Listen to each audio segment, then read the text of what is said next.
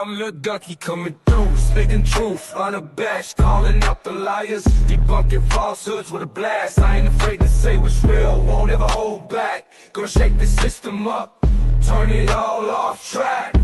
I see through the smoke, the mirrors in the disguise, expose the hidden agenda. No more room for their lies. The truth is my weapon, I won't let it be concealed. I'm the voice for the voiceless, no longer gonna yield. In a world full of deception, I'm here to set it straight, bringing justice to the forefront. Won't accept their twisted fate. They may try to silence me, but my voice will still prevail. Sparking revolution, it's a truth-telling tale.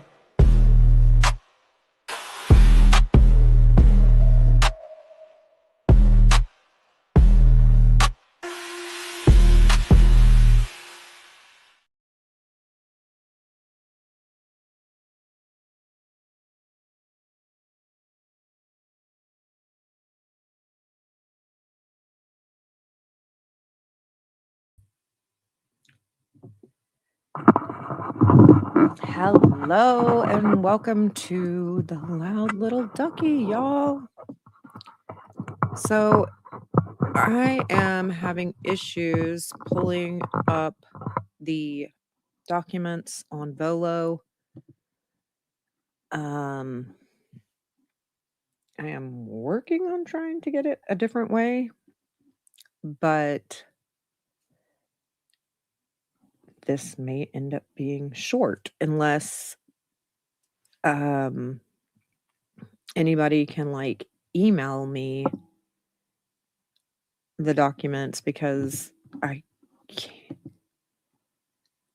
Oh wait, nope.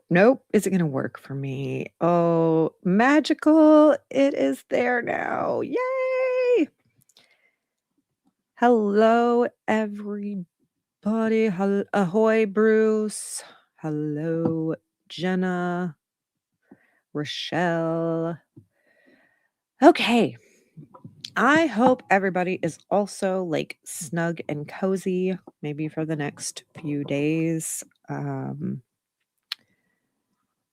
But I have not looked at this. It has been so hard for me to not like fully look at this. And so I know some of the things, but I have not like read this at all. And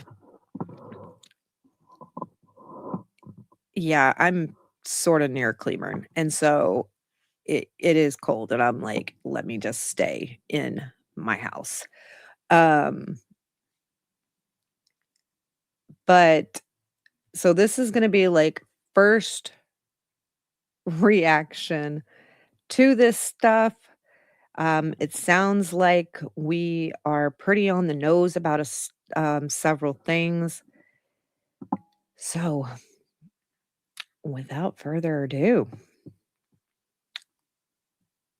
share screen. -10 degrees, Bruce. No, thank you. No, I don't want it to even feel like that. I don't want it to be that. I don't even think I could afford the proper wardrobe for living up north. Like, I would need to come into some money because I feel like I would just be in a parka 24/7. Also, do not forget to like, comment, subscribe, share, all that stuff. I want to change the background, but I keep forgetting where to do it for some reason. We're going to go dark today just because. Okay.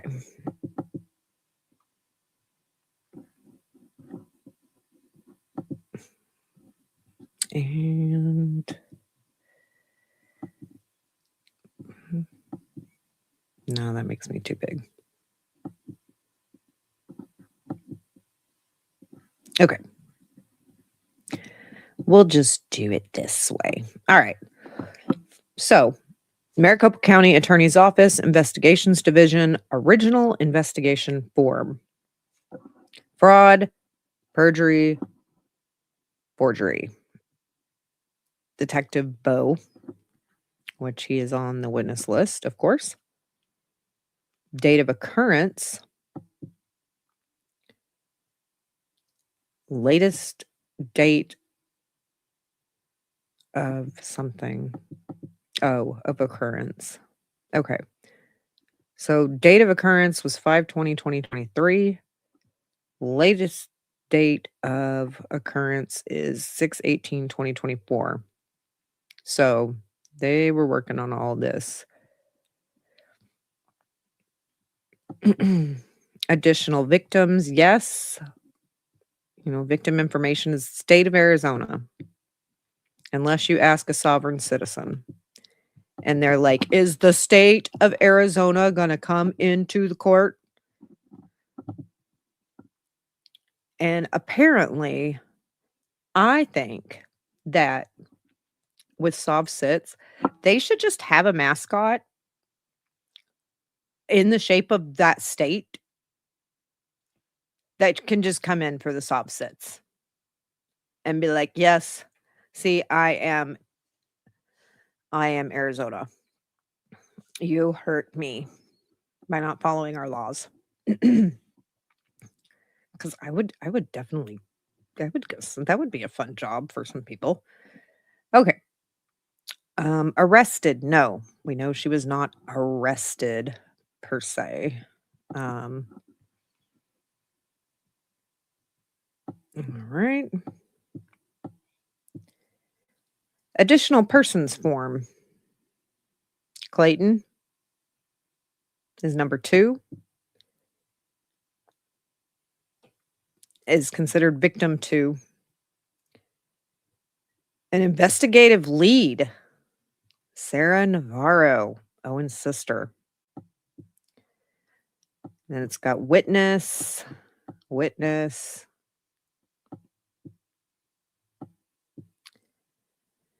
All right.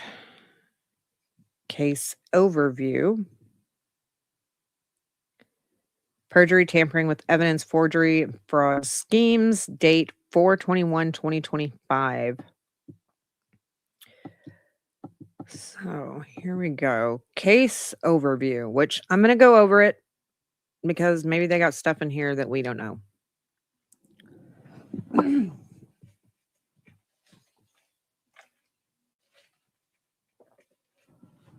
All right. The case involves 34-year-old female Laura Owens, who is an internet-based personality who hosts a podcast, and a 31-year-old male, Clayton Eckerd, who is a television personality, having appeared on The Bachelor and The Bachelorette. On or about May 17, 2023, Laura Owens contacted Clayton Eckerd for the purpose of conducting real estate business. Eckerd is a realtor. They exchanged information. According to Eckerd, Owens was flirty. Shortly thereafter, Owens sent him a provocative video. Owens' side view in spandex-type clothing with a horse. Oh, that's not an image I want in my head. Hello, Miss Jupiter Janes. And we're going to have to see that image at the trial of spandex and a horse and Owens and... Okay. Thank you. No, thank you. Okay. And Eckerd told her to come over. They met on the evening of May 20th, 2023, and were intimate. I mean, that's not usually how you go about buying a house either, is sending those type of photos, but I haven't tried to buy a house, so maybe that is what you do. Eckerd reported that Owens performed fellatio twice. Owens contends that there were penile penetration. The day after this event, Owens contends there was penile penetration. The day after this event, Eckerd met with Owens to show her some homes. Following this, Eckerd said he told her he had crossed an ethical line and that he would refer her to a colleague. According to Eckerd, Owens began to cry and told him that she wanted to see where it would go, and there was something special between them. Eckerd said that he refused to represent Owens in real estate business from that time, and he blocked her telephone number. On June 1st, 2023, Owens emailed Eckerd and told him that she was pregnant. She provided an image of her positive pregnancy test. Additionally, there would be 5 other pregnancy tests, one specifically taken in Eckerd's presence.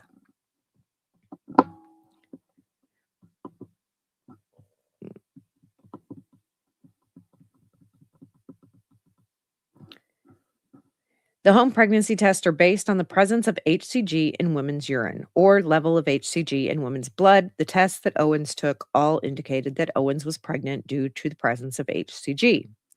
Eckerd denied that he caused Owens' pregnancy and denied that the children were his. Children, child, whatever. In the event that she was actually pregnant. Throughout the following months, Owens contended that she was pregnant and barraged Eckerd with emails and text messages. These messages contained offerings of aborting the pregnancy in exchange for a promise of intimate relationship, images of pregnancy tests, and threats of going public on social media and with the tabloids. Yeah, she goes to the public, but she's like, I just wish the public would leave me alone. Next time, maybe don't threaten to go to the public because it doesn't go well for you. Figure 1 was received by Eckerd on September 6, 2023. Owens continued to seek an intimate relationship. Figure 2 is one example. However, when this failed, Owens began utilizing the media to damage Eckerd's reputation. Eckerd filed an injunction against harassment. Shortly after that, Owens filed for an order of protection. Yeah, because she's a vindictive bitch. So here is the I have 2 major media outlets who want to publish the story. I asked them to hold it until I gave the final word. Okay. Let me be clear. I have no desire to destroy you and your career, but you have made abundantly clear that we're going public is the only way to get you to talk about the pregnancy and our plan going forward. I have been praying that you would see the light and realize how short-sighted you are by not wanting to figure this out privately, but for whatever reason, God is not answering my prayers. Maybe because they're selfish twat prayers. God doesn't answer false prayers. Satan does. I just reached out to your mom on Facebook in case she can convince you to come to your senses, but I'm sure you have demonized me to your family and that she will have no interest in speaking to me. After a one-night stand, can you imagine a one-night stand calling your mother on you? Oh my God. If you will just get together and talk, I will drop everything and undo any harm that has been caused. It really, really, really important to do it now. And if it could wait until the required meeting, I would wait, but it can't. My concern is the twins. Again, when did she send this? September 6th. Okay. So by that time, she's saying twins. I don't care about anything else. Please let me know if you are amendable, or it should have them publish it. If I don't hear back this afternoon, I give up and I can't, and they can publish it. But please think this through. Whether you like it or not, you will have to talk to me for the rest of your life because the kids will connect us. So why can't we just handle this privately? In 5 years, will not responding and instead of having me go to the press be a decision that you regret. No, it's a decision that you will regret, Owens. All I'm asking you to do is have a paternity test and talk to me. All the best. Ugh. All right. And then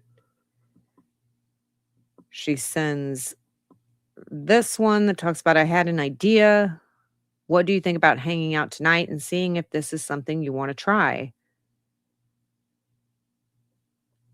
for a couple of weeks before we make a decision about what to do? If either of us decide that we don't want to explore something more serious, then at least we know and we will both have clarity.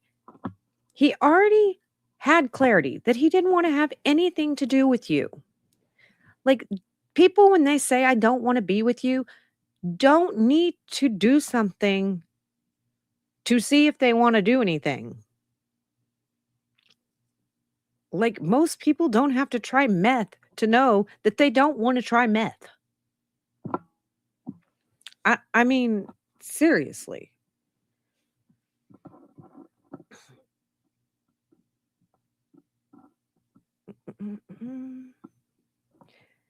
With you not responding in the possibility of twins or me giving you a chance to make a difference about the abortion pills because of that new prospect, things feel unresolved and my anxiety is through the roof. I'm sure yours is as well. With my stress levels being where they are at now, if the babies are born with any issues, I would blame you for not trying to help me reduce those by supporting me as you said you would. If we just pursued something romantic for a night, you have no idea how much it would help me emotionally, and I definitely would not blame you for any problems the children would have. And that makes no sense. And oh my God, if your baby daddy, possible baby daddy, not wanting to be with you is the biggest stressor you have in your pregnancy, consider yourself lucky. It sucks. That is something that people need to really think about when they're having a kid, is if the person walks completely out of the picture, are you going to be able to handle it? And I know a bunch of people will say, oh, no, never happened. Like, they're going to be here forever. Kids change things. I don't care if you've been together for 5 or 10 years. I don't care if you're married. You need to still think about that. And if you can't do it on your own, you need to think about other options. Okay.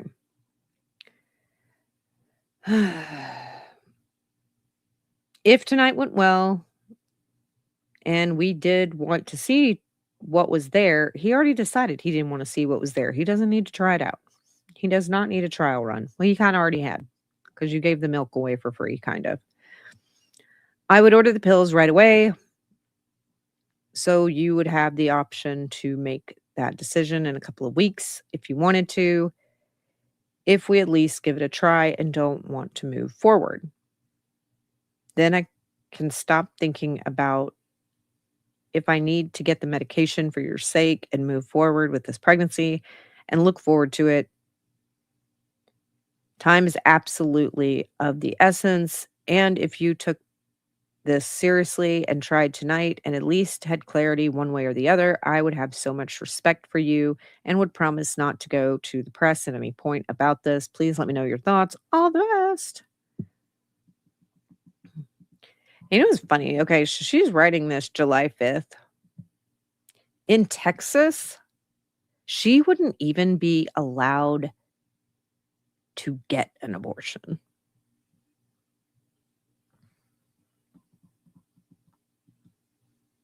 Which is another story for another day.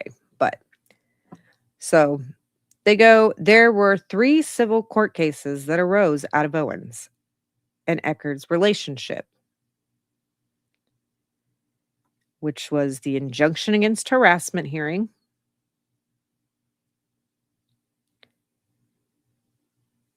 and then there was Laura's protection order, And then the paternity suit. So it says this took place on 10/24/2023 and 11/2 of 2023 in front of Judge G.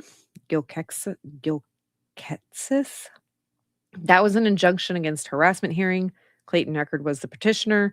The injunction was issued. And then the other case number, what took place on 10/25/23 in front of Judge Duty or Commissioner Duty's court, and was an order of protection hearing. The order of protection was issued. Laura Owens was the petitioner. Owens participated in sworn deposition at attorney Greg Woodnick's office on March 1st, 2024. Yeah, Judge Duty himself. Ugh. Put him on the stand. Maybe Judge Duty will testify on behalf of Owens. She stood up and showed me. She was pregnant. She stood up and showed me. All right.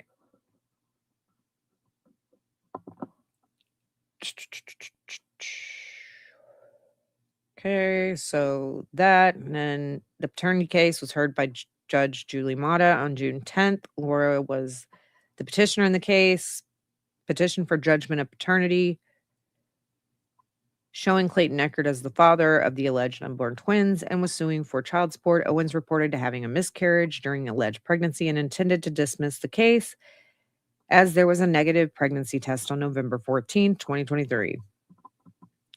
Eckerd challenged this and requested a finding of no paternity and a judgment for attorney's fees. Judge Mata found for Eckerd on both issues and referred the matter to Maricopa County Attorney's Office for review of Laura Owens' actions pursuant to ARS 2702 and 132809. Redacted.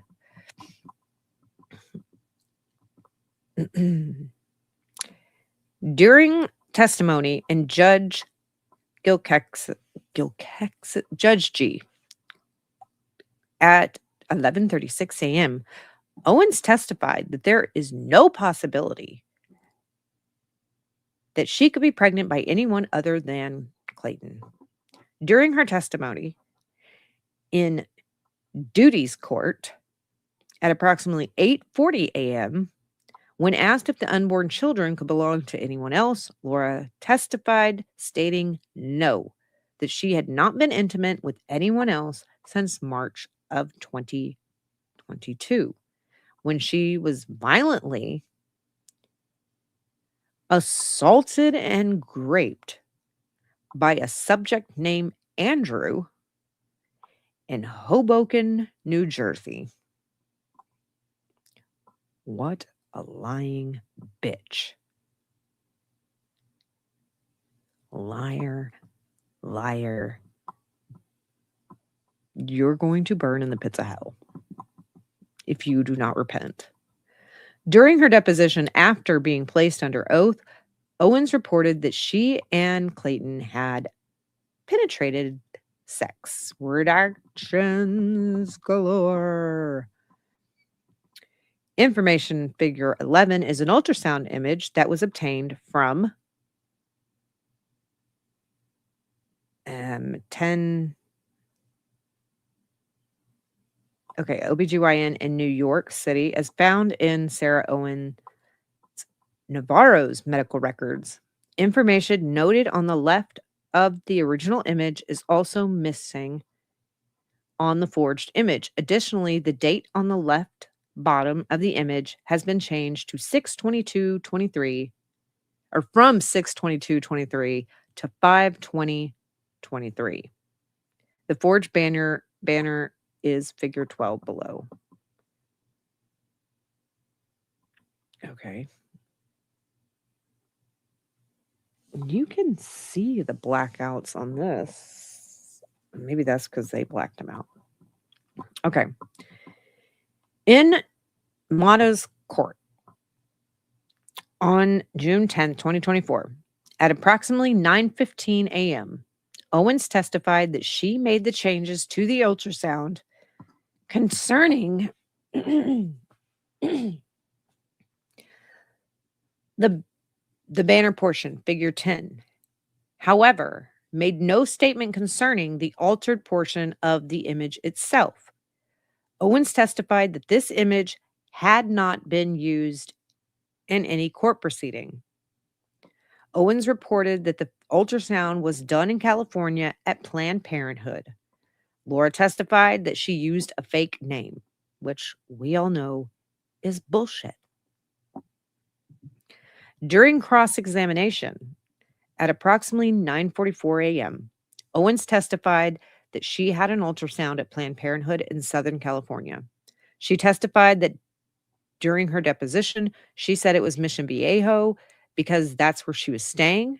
At 9:45 a.m., Owens testified that the ultrasound image, Exhibit B28, was a true and accurate picture of the ultrasound that she received from Planned Parenthood in July of 2023. Owens testified that during her deposition, she admitted changing the information to reflect the ultrasound was from Smile, along with the additional information noted on Figure 12. Owens maintained that the ultrasound was never submitted to the court. Owens testified that she did attend an appointment with Planned Parenthood. Owens was confronted by Deanna Arena with a records request response from Planned Parenthood, stating that she did schedule an appointment at Planned Parenthood for July 2nd, but failed to attend. Owens testified that this was correct. Ms. Arena added that the response also reported that the ultrasound image was not consistent with ultrasound images generated by their practice. Owens responded by testifying that it was not consistent with the practice in Mission Viejo. When confronted with the fact that the request for all Planned Parenthoods in San Bernardino and Orange County, Owens stated that it didn't cover Los Angeles. And she has still never covered and brought any proof about this because it's a lie. Of course it is. Owens testified that this ultrasound was from Planned Parenthood in Los Angeles on July 2nd, 2023. Planned Parenthood in Los Angeles was subpoenaed. Results indicate there's no record of Laura Owens at the Planned Parenthood or at that Planned Parenthood.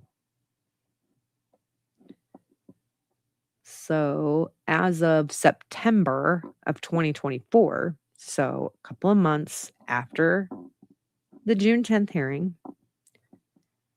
they did a Laura Owens and an Emily Wilson, did a date of birth, and it says certification of no records. We do not have a chart for this patient among our facilities in Los Angeles County. I certify that the complete and thorough search of all active, inactive files has been made for the request's records. It is understood that such records may exist under another date, spelling, name, or classification, but with the information provided to our office and to the best of my knowledge, no such records exist. I hereby declare under penalty of perjury pursuant to the laws of the state of California that the foregoing is true and correct. If you have any questions pertaining to this letter, please contact me. So,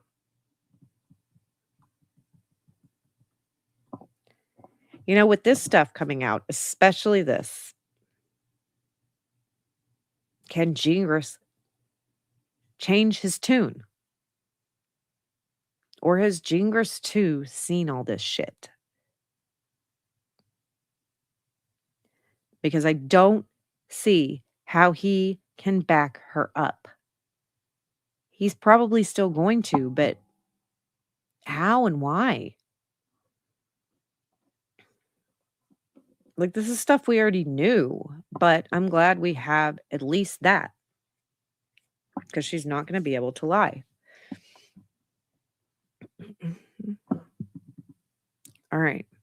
During her deposition, Owen testified that she went to the Planned Parenthood in Mission Viejo. In the deposition, tells the page and line numbers. Owen testified that she received the ultrasound in Mission Viejo at Planned Parenthood. In Laura Owens' deposition, she questioned about a video she was questioned about a video that shows her father, Ron Owens, touching a pregnant belly while he's in the hospital. Laura Owens is asked about this. Laura testified that this is her father touching her belly. Laura is confronted by the possibility that this is her sister, Sarah Navarro's stomach when she was pregnant. Laura denies this, stating that it is her with her father. Laura is asked if there was any reason that Sarah would say that it's hers. Laura testified that there is no reason that Sarah would say that is her. Laura testified that she is about 21 weeks pregnant at the time. A screenshot was taken of the video and is figure 15 in this report. Figure 16 is a screenshot of the same video. However, it appears that figure 15 has been cropped to exclude the face of the actual pregnant person.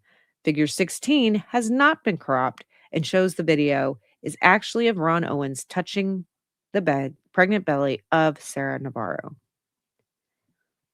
If I was Sarah, I would want nothing to do with my effing sister. And of course, we don't get to see that, but trial we'll get to. Additionally, the video that figure 15 was taken has no audio track. The video in figure 16 has an audio track. Laura and her mother, Jan Black, can be heard talking in the background. Of course they can, because they got big ass mouths. And they don't know how to shut the fuck up. They're two cackling hens. Ugh. At the injunction against harassment hearing in Judge G's court, through her attorney, Joshua Lopez, Laura Owens admits Exhibit 46, which is described as a medical record from various providers to confirm her pregnancy. In this exhibit is an HCG test from Sonora Quest through Any Lab Test Now. During the March 1st, 2024 deposition, Laura Owens reported that she had an HCG test that she ordered on her own through Any Lab Test Now Scottsdale, and that this test showed a low HCG level, indicating that this was consistent with non-viable pregnancy. The HCG test was taken on October 16, 2023, and was processed by Sonora Quest Laboratories and indicated an HCG level of 102. Owens would have been approximately 22 weeks pregnant at the time, and she should have had HCG levels between 4,000 and 165,000. See figure 17 from the American Pregnancy Association. And I did a video kind of on this because one of the dates that Owens has on one of her sonogram videos and stuff like that, I broke down because my daughter was pregnant with my grandson during kind of those same dates, and showed those HCG levels to show the difference of things like that. It's like one of my earlier videos.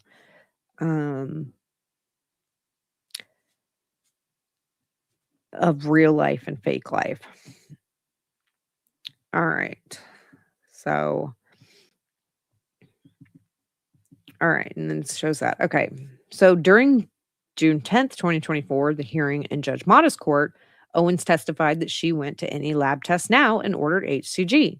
Owens testified that the test indicated an HCG level of 102 and that she learned that this level was not consistent with a viable pregnancy.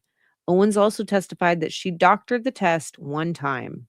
Owens reported that she did this for the purpose of sending the test results to Dave Neal, star witness, in an effort to get him to stop creating harassing videos. They're not harassing.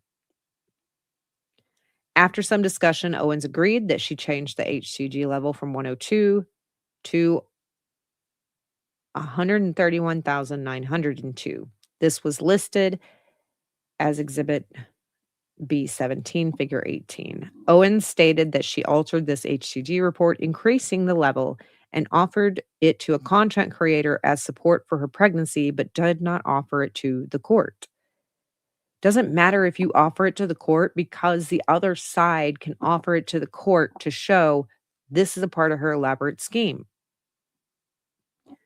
So while, yes, it is bad to give the court and submit false documents to the court yourself, it still doesn't mean that it's not much better that they get submitted anyways, because you're still lying. That's why your credibility is shit. During the testimony in Judge G's court at approximately 11:40 a.m. during cross-examination, Laura Owens testified that she had seen her OBGYN, Dr. Higley, the previous Friday, October 27, 2023. Owens was confronted by Miss Arena. She's always confronted by Miss Arena. She doesn't like it very much. In Judge Mata's court, alleging that she lied to the court. Owens stated that she had the appointment scheduled, but she did not attend. Miss Arena told Owens that saying that she was seen by a doctor is not the same as having an appointment set. Owens agreed. Miss Arena asked Owens if she was dishonest when she stated that she was physically seen by Dr. Higley the Friday before the November 2nd hearing. Owens said, correct. That's just like a minor thing. Like, it's just like a minor perjury. Laura Owens agreed that she had never seen Dr. McCool or Dr. Higley for any medical appointments. Owens admitted to lying regarding the fact in the paternity hearing on the 10th day of June in Judge Mata's court. During the deposition with Mr. Woodnick reviewed all the medical providers and prescription drugs that Owens had included, asking about preginal and HCG. Owens denied being prescribed that and never mentioned seeing Dr. Carmen Mora from Innova Med Spa, which Megan Fox did a thing talking about this on her channel. During the paternity hearing, they still don't have David's last name right, which I know people don't care, and it's like, it's just David, but we want the names to be correct. We need them to be correct. But at approximately 9:23, Owens' attorney, David Gingras, referenced the pregnancy test, asked Owens if she did anything at all to tamper with those tests. Owens responded by saying no. Gingras then asked Owens if she took any drugs, hormones, or any substances at all to affect the outcome. Owens responded no. Gingras asked Owens if she used someone else's urine to affect the outcome. Owens responded no. At 9:34 in the hearing, Gingras referred to the Sonora Quest HCG tests from October 16, 2023. Asked Owens if she did anything at all to tamper with this test, if she took any drugs, injected herself with anything at all to affect this test. Owens responded, no, I did not. So, this is where, oh, no, don't do that. Okay. They're for Gingras to get in trouble for presenting this. Gingras has, at the point he presented this, to know for a fact that she is lying about this. And so, unless there's proof that Gingras knew that she was lying about this HCG stuff, Gingras can't get in trouble. And he wasn't lying to the court. Laura was lying. Gingras was not. And that kind of I was thinking about doing a video on Gingris's new blog posts, but some of them I don't give a shit about, but there are things in there that Gingras, even though he's saying them in egotistical ways, is not wrong about, because remember, he can be right sometimes. But that's why perjury is so hard, is it has to be knowingly false. And for it to be unethical for Gingras, he has to knowingly present false information, or any attorney. And so just because your client lies doesn't mean that you knew they lied. Just because your client commits a murder and you go up there and say that they're innocent, they didn't do this, it couldn't be them, does not mean that the attorney is necessarily lying. According to what their client has told them, that is what the truth is, and that's what they've been told. And so they don't knowingly know any better. So Laura is the only one that screwed up here. So during the search of Owen's iCloud, a series of messages were noted that indicated that Owens had gone to Inova Med Spa and purchased HCG, and that she had the injections delivered to her home. See figures 20 and 21.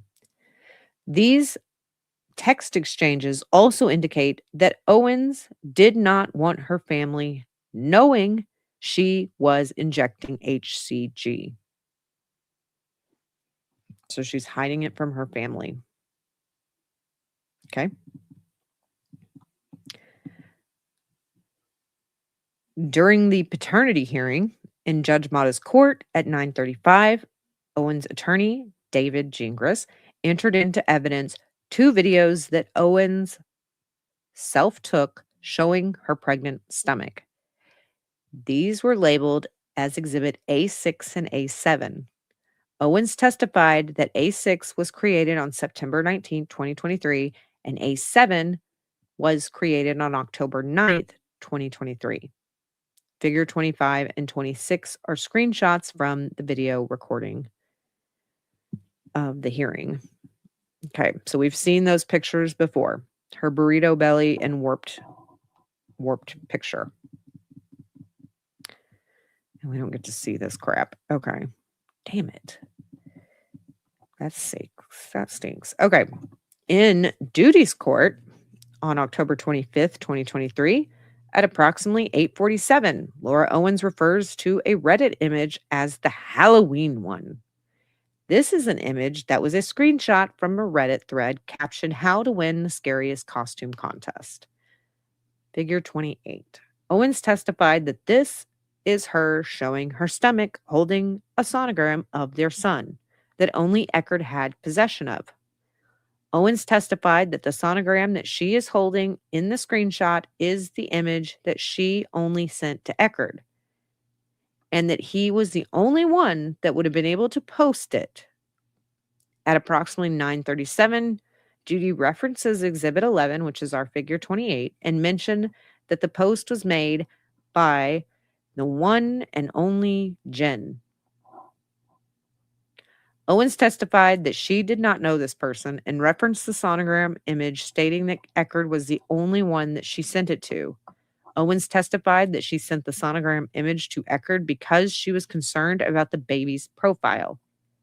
Owens reported that she sent the image, figure 29, to Eckerd in an email. The image is a profile, and it doesn't look like the baby has a nose, and she was concerned that the baby has a genetic defect. Oh my God.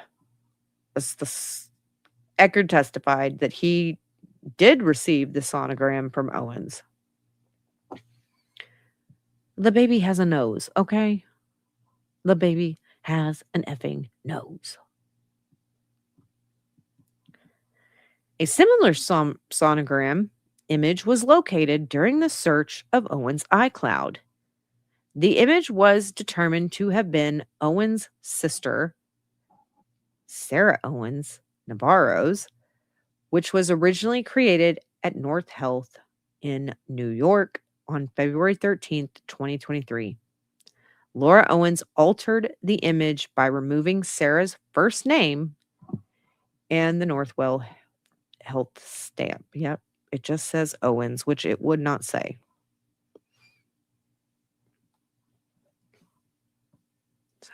I would be so pissed if my sister brought me into her crimes. And I'm hoping, okay, so don't spoil it if you know, but I am hoping that Sarah did not know that Owens was doing this shit. I am hoping it does not say in here that Sarah was in on it. Maybe she was. I don't know. Don't spoil it. If they even say it. Because we know that there is a possibility for a co-conspirator. But, okay.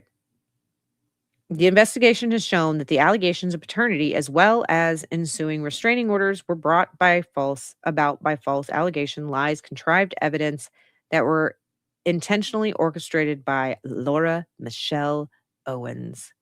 An attempt to increase her notoriety. Michelle Owens attempted to blackmail Clayton Echard, a television personality, into an intimate relationship and likely would have deceived her way into an actual pregnancy, thereby reaping financial gains through child support payments as well as other financial incentives. Additionally, with increased notoriety would come an increased subscribership to Owen's podcast, resulting in increased commercial value. So, charges requested. Court fraud schemes.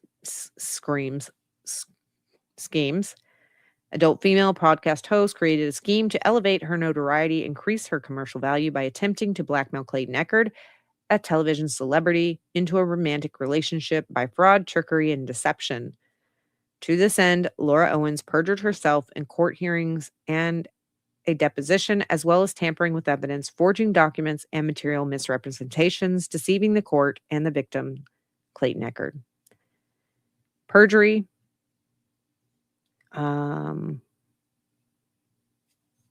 When she testified, there was no possibility that she could be pregnant by anybody other than Clayton Echard. There's no chance that it's anybody else's. It was determined that Owens had sexual intercourse with a Nick on the 5th day of May, 2023. And on or about the 27th day of May. So, I mean, she got it on at least 3 times in May of 2023. It's a little bit of whorish behavior, but okay. I mean, you do you. You're an adult. Just don't be accusing people of pregnancy. Why didn't she want to accuse Nicholas of being the father of the child? Because he's a nobody. Nobody knows who he is. And I'm thinking after this case, he's wishing more people are going to know who he is. And I'm betting he wished he was still a nobody. Another perjury. She committed perjury while testifying in Maricopa County in front of duty. When she testified, there was no possibility that she could be pregnant. And also on the first day of March during a sworn deposition at the office of Greg Woodnick, Clayton Echard's attorney, Laura Owens testified that she and Echard had penetrative sex and that she advised her sister, Sarah, that she and Echard had penetrative sex via text message. I don't have a sister, so I don't know about that. I mean, you might say that stuff, but I don't know. I have a brother, and we do not talk about each other's sexual escapades because ew, gross. All right. Forgery. Between the 27th day of June 2023 and the 11th day of July 2023, Laura Owens forged Sarah's sonogram to create the appearance that the sonogram belonged to herself, Laura, and that she was pregnant with twins in order to defraud Clayton Eckert into believing that she was carrying his children.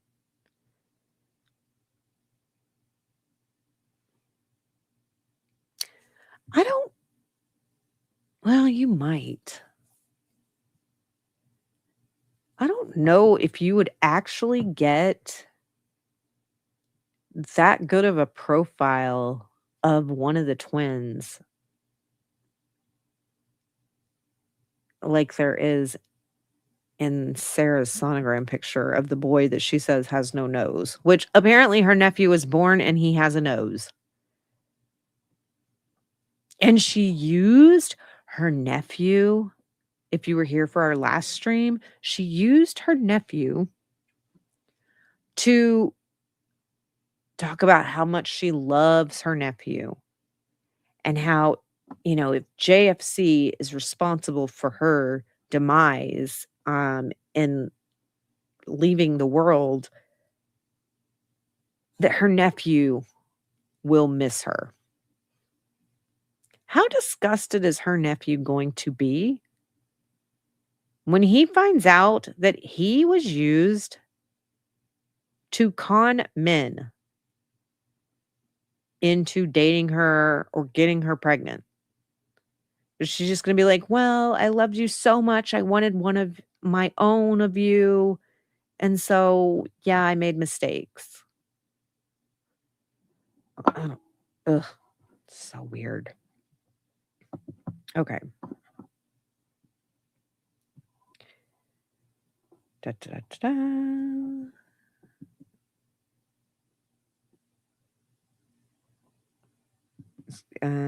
Parents' sonogram and that she was pregnant with twins. Okay. Felony during this deposition of Greg Woodnick, Laura Owens testified to a sonogram image that she admitted to changing the location, the date, and placing her name on the top banner. However, maintaining that the image itself was her ultrasound, including that she was pregnant with twins. The sonogram was altered and was initially that of her sister, Sarah. On the 10th day of June, 2 times Laura Owens committed perjury, like 30 minutes apart, testifying in Maricopa County Superior Court in front of Judge Mata. She testified that the sonogram image, Owens' attorney asked if she had a sonogram done in California. Owens responded that she did. Owens admitted to changing the location and the date, placing her name on the top of the banner. This sonogram was altered and initially that of her sister's. Let's see. Laura testified in the deposition, the video clip of her father. Owen's face is not visible. The original video during this investigation is seen that Owen's sister is the subject of the pregnancy.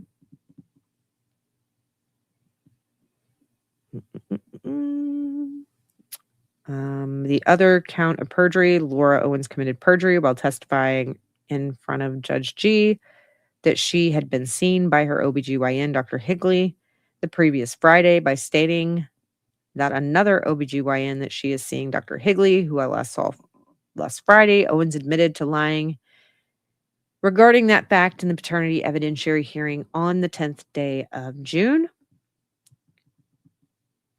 Yeah, when you have admitted to committing perjury, yeah, it doesn't matter if it's minor or big. You committed perjury. You can be charged with it. All right. So another thing in the deposition says that she had not used any type of prescription drugs that would affect the pregnancy test. When asked about the HCG drug, she said, I don't know what that is. I wouldn't even know how to do it. Like, I've never heard of that. I'm telling the truth, you guys. Can't wait to see the volunteer of victims of Laura. if she says anything about this shit. All right. So then in front of Julie Mata, Gingras referenced the pregnancy test, asked her if she did anything to alter them or took any drugs. Owens said no. Then we've got tampering with evidence. Owens committed tampering with physical evidence by admitting 2 false exhibits during the hearing in Judge Mata's court on the 10th day of June. Exhibits A6 and A7 are videos that Owens created attempting to convince the court that she was in fact pregnant on September 19th, 2023 and October 9th, 2023 by showing her appearance as being pregnant. Oh, I don't like the redactions. I want to know what they got on that. Owens committed perjury about the same exhibits, attempting to convince the court that she was in fact pregnant. Owens was asked about the videos. Owens stated, "That's me showing my pregnant stomach."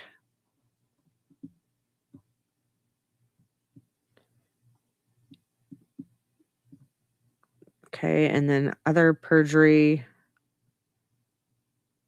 And then the spoof Halloween package from Reddit. Owen testified that the sonogram image holding the sonogram picture, Owen's attorney asked if this sonogram that was she sent Eckerd, or if anyone else received it. Owen stated that the ultrasound was not sent to anyone else. The sonogram was found to have been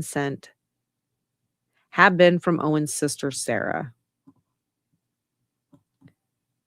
Okay. Release questionnaire. All right. So, what are y'all's thoughts on the investigative part so far? A lot of it we kind of knew. I even said, like, she had to, I think part of her weight loss stuff is this HCG stuff. It also helped her, do the scheme, but it also helped get her weight down really quickly to act like she's lost baby weight and start her ED disorder that's causing her internal bleeding, supposedly, as she works out at Barry's. So, and has spent over $60,000 just in classes at Barry's over, I don't know how long, but still, it's a lot of money, especially when your parents and you are both broke because of this. It's just insane. And how is she going to explain this to the people that believed her, such as Gingras? And I don't know that he actually did ever fully believe her. His thing was if she thought she was. Well, the thing is now the whole if she thought she was is off the table. And so she continues to push this narrative. All I did was get pregnant by the fucking bachelor. No, that's not all you did. And they've got so much shit on you. And it will be so interesting to see what Sarah has to say about this.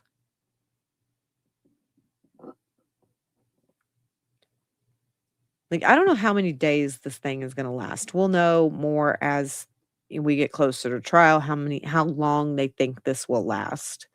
If she does not take a plea deal and all of that. And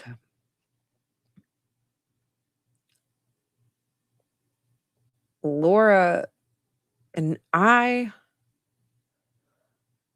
want to be there the day that Sarah testifies.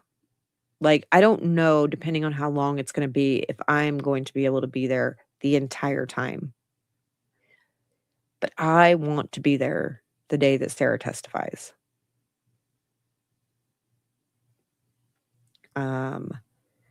It'll possibly be live streamed as well, especially since Law and Crime and all of them are in on it now.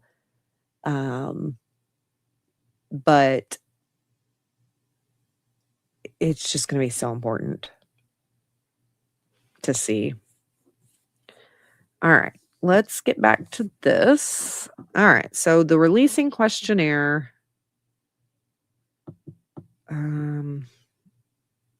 Was anyone threatened by the defendant? I said no. I mean, they were threatened to go to the public. Nobody was threatened for their lives. Okay, they're redacting that. None of this stuff. Okay.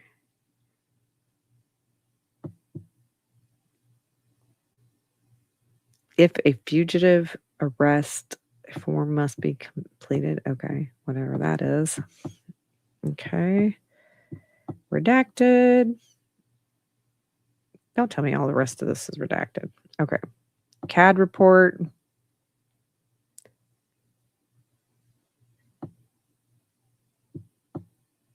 All right. And then this is. Okay. I was contacted by Lieutenant J. Plummer on June 20th, 2024, and asked to investigate allegations of perjury and tampering with evidence against suspect Laura Owens. Lieutenant Plummer provided me a copy of the ruling made by the Honorable Julianne Mata. Reference. In this ruling, Judge Mata ruled that Owens presented a false, knowingly violated court order compelling disclosure or discovery, that the petitioner did not file the petition in good faith. The petition was not grounded in fact or based on law, which the appeals court said too. The petition was filed for improper purpose, such as to harass the other party, to cause unnecessary delay, or to increase the cost of litigation to the other party.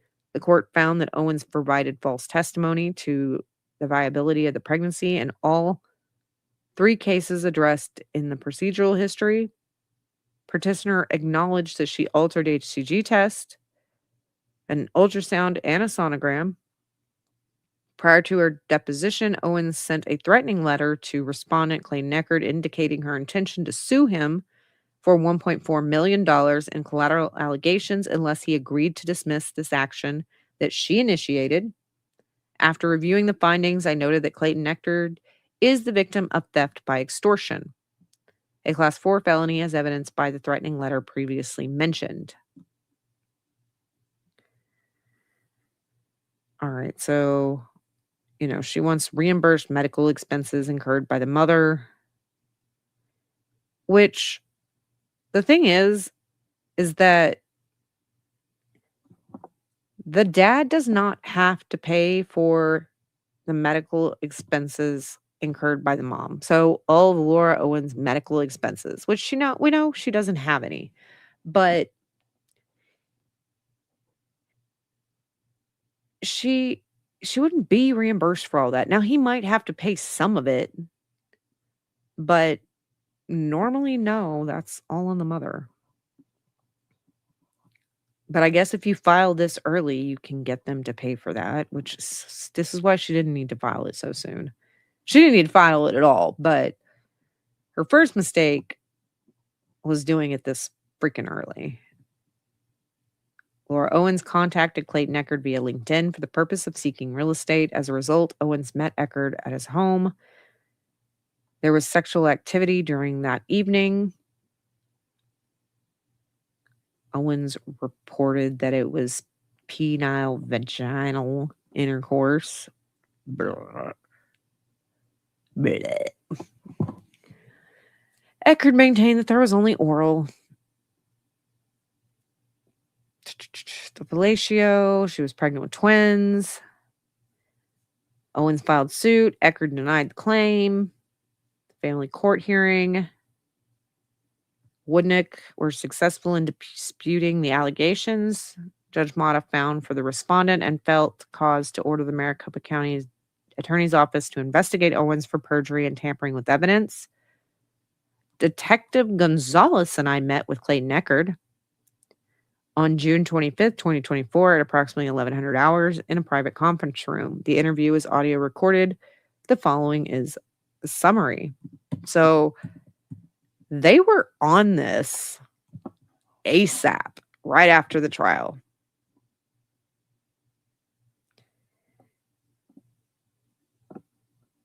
And so,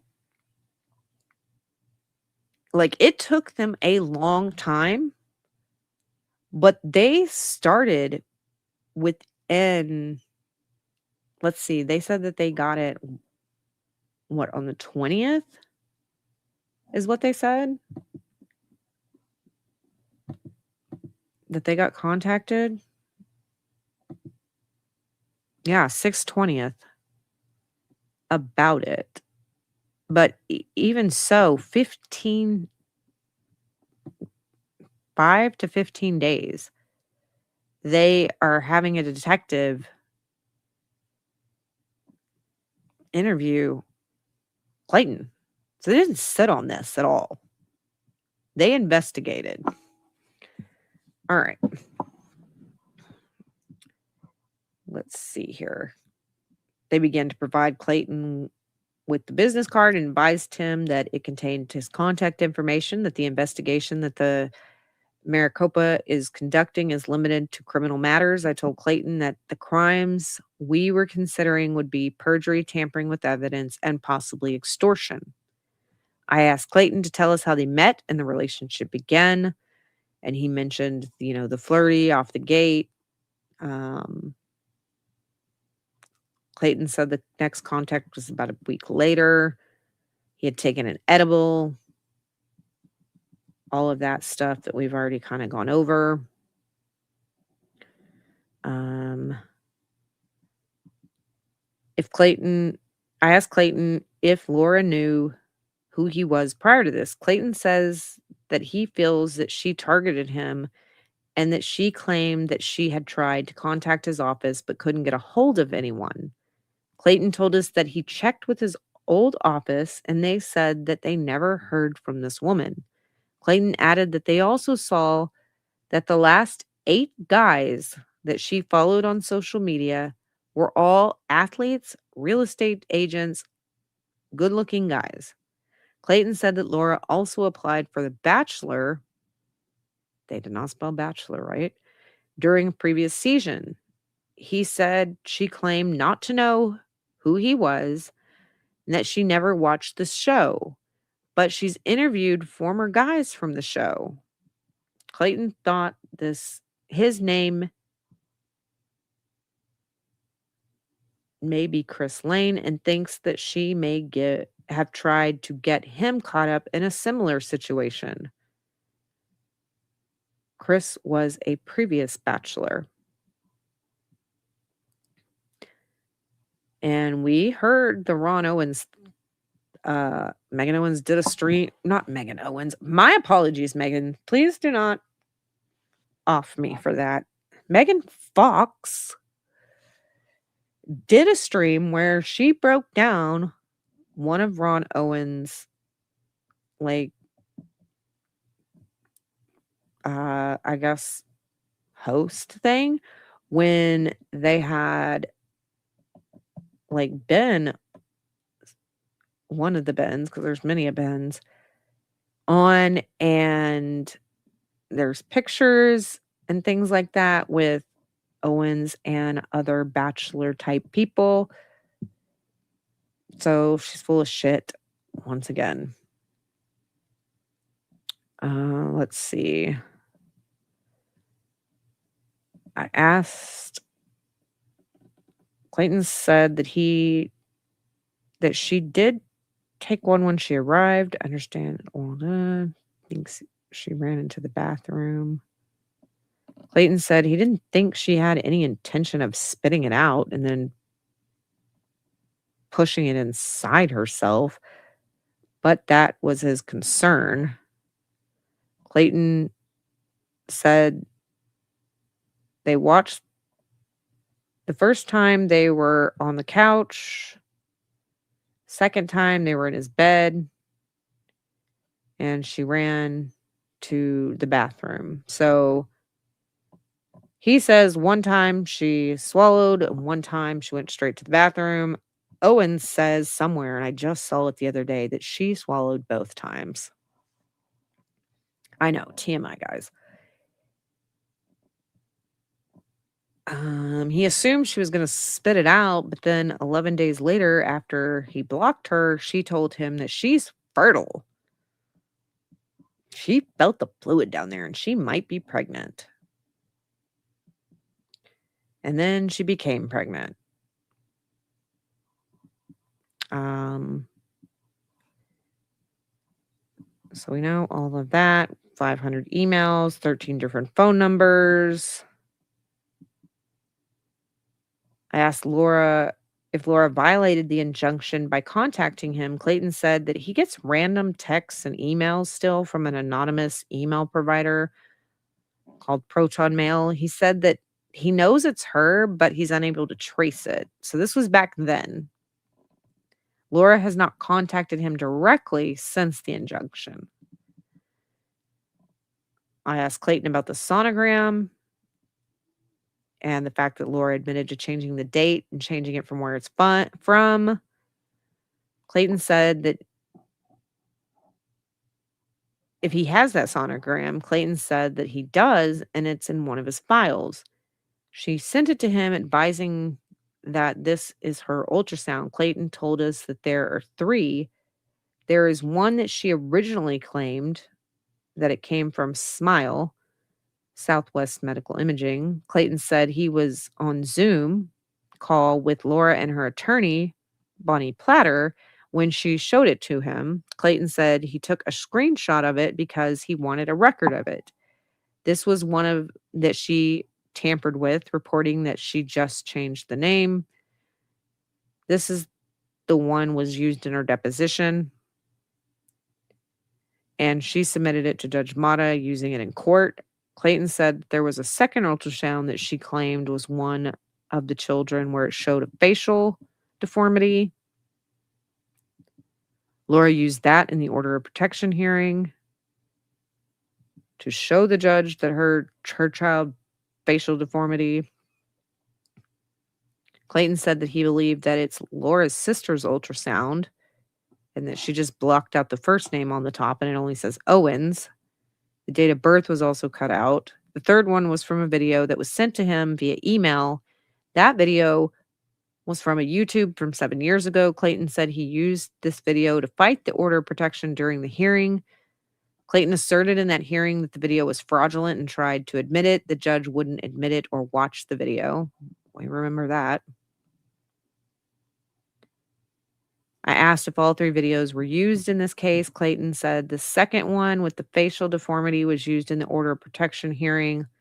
Laura used the Smile one in the FC 2023 case. I asked if she used the YouTube video in the family court case. Clayton indicated not, adding that Laura contends that Greg Gillespie hacked her email and sent that to him. Yeah, like Greg did not hack bullshit.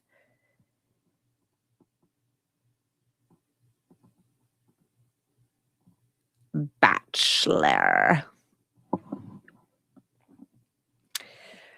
Oh, it's just insane. You know, don't contact her.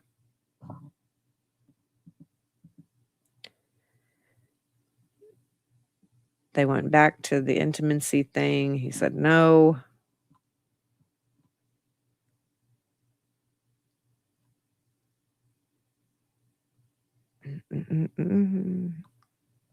Clayton viewed the thing as a threat. He said that she was going to get deposed and she didn't want to go to her deposition, which is why she wrote that extortion letter.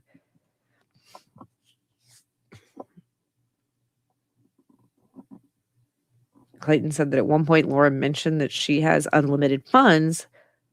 So she threatened him, saying that she would sue and that she would win due to this. Unlimited funds. Where are those unlimited funds? Her parents are her unlimited funds? Her parents don't have that either.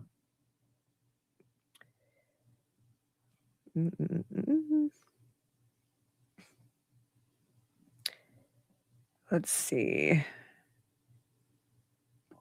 He wanted to prove that he was not the parent of the pregnancy. At one of the mediations, Clayton told her that she needed to take a paternity test, but nothing happened, and the case was sitting there. It then became public. Clayton told us that Laura had a narrative to begin with, and everyone believed that he was guilty, but the narrative changed, and Laura wanted to close the case. Clayton said that at this point, she had already attacked his reputation, and he wanted to clear his name, as he should. He said that there were 2 other men before him. I said there were 2 other men before him. Clayton said there were 3. I said I was only aware of Mike and Greg. Clayton said that there's another guy, Mulvey, but he doesn't want anything to do with this. And Clayton doesn't know much about Mulvey's story. But it sounded as if he was dragged into a similar situation where she claimed she was pregnant. I asked Clayton if he knows Gillespie personally. Clayton said he does. Clayton met him due to this case. Gillespie's girlfriend messaged him and told him that he's not the only one, and told him to look up Gillespie's case. The messages look like they were copy and pasted. Clayton said that there was also a doctored ultrasound in Gillespie's case. It appeared that Laura purchased an ultrasound from Fiverr, adding that you could see the watermark on the document. Laura claimed that Gillespie hacked her computer and sent that to himself. None of it made sense. He didn't believe that she was pregnant, telling us that Gillespie has a phone call where Laura refers to the ultrasound image and tells him that she's pregnant. Look at the image. They had shared stories. Clayton said he found out about Mike through Gillespie and through the court hearing. So each guy finds out about the one previous to them. And I think how they even found out about Mulvey was in the deposition. And nobody was talking about that person. That was one that nobody knew that Laura brought into this and made a witness, because nobody even knew about that dude until her deposition, I believe. Then they talk about how many pregnancy tests she took and all of that. Clayton has talked about a lot of this stuff. So unless there's like something good and juicy that Clayton hasn't said.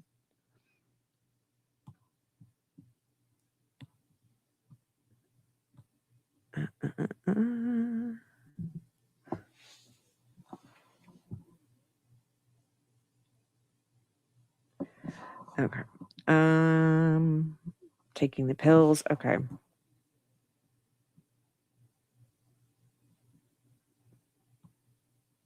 They talked about the hard drive. That Michael dated her and told Clayton about the falsified medical records there. And then the TED Talk.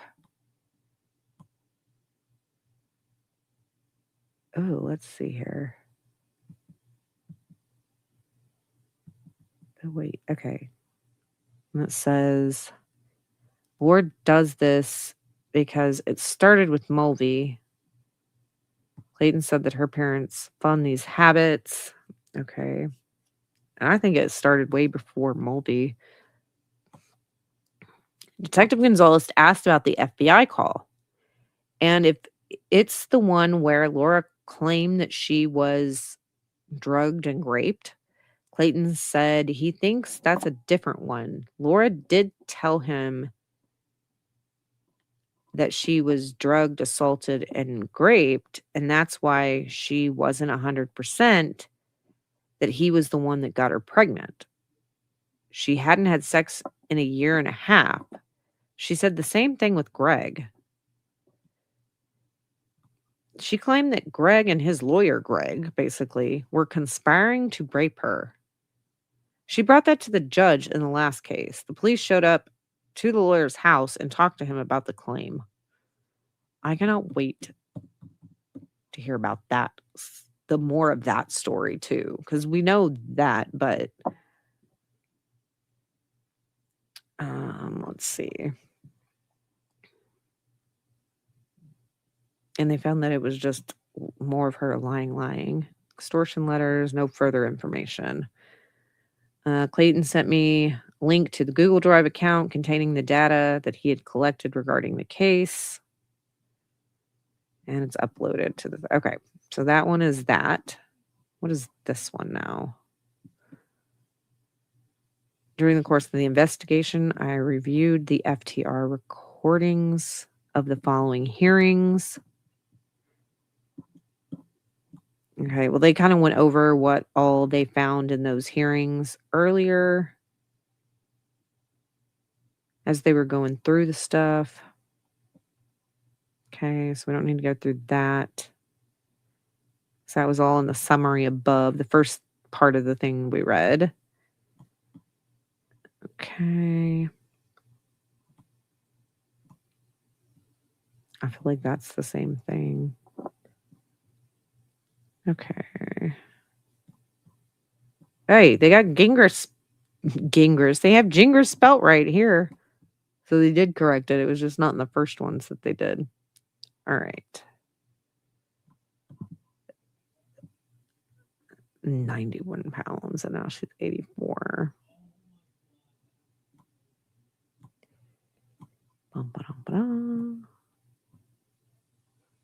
That's basically just kind of a somewhat of a transcript almost of the hearings. Okay, what is this one now? I reviewed the transcript and video recording of Laura Owens' deposition that took place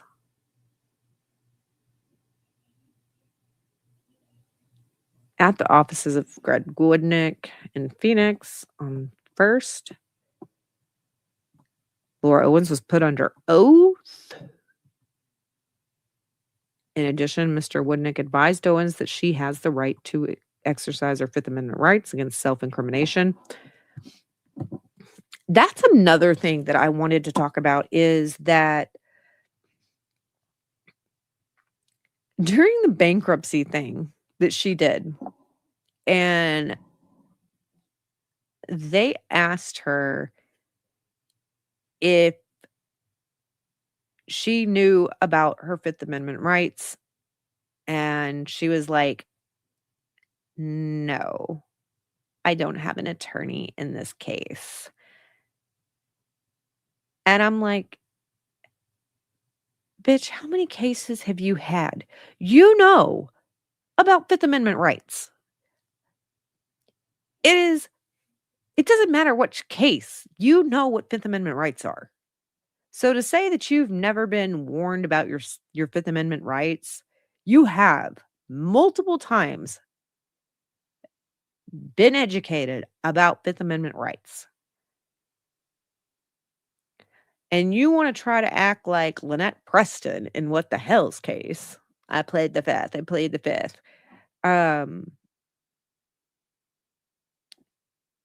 You know about Fifth Amendment rights. You know about self-incriminating. And that's when you can plead the fifth. You cannot plead the fifth to somebody asking you what your name is and stuff like that, because that's not incrimination. And stuff like that. So that irked me in the bankruptcy thing when she was like, I don't have an attorney in this case. So I have not been advised of my Fifth Amendment rights. Yes, you have in every other case but this one, apparently. And David Gingras will tell you about your Fifth Amendment rights, and I'm sure he has plenty of times. Sorry, I had to rant about that. All right.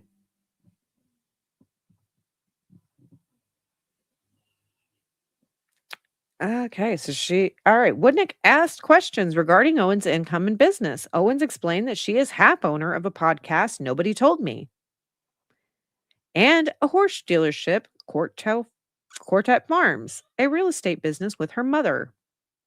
Well, that's interesting. I thought she didn't have any of those. Owens was asked about her epilepsy. Owens reported that she had an epileptic restriction on her driver's license in California in 2017 and is currently prescribed an anti epileptic medicine. She's also on medicine for ADHD and Zoloft and Abilify for depression and anxiety, basically. Um, which she needs to have higher doses or she needs new medications because those are not working. Owens also mentioned being on abortion pills. At what? At some point during this case, okay, but like at the time of the deposition, you were not still on abortion pills. Okay. Owens agreed that she would not have a problem extending the HIPAA release to include these records.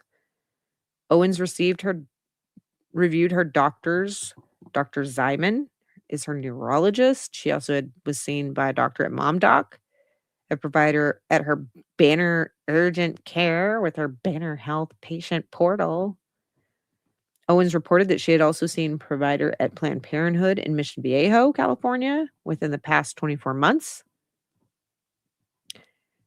This was in July 2023. Owens had not seen any Planned Parenthood providers in Arizona, which I don't know what Arizona's rules on abortion stuff is, so she may not have been able to see it. And some states were even trying to say, "Oh, you can't even go to another state," which whatever. Owens reported that she would go to the One Medical for general practice. When asked about her OBGYN, Owens reported that she would see the doctor that she saw at MomDoc. I don't think so, but okay.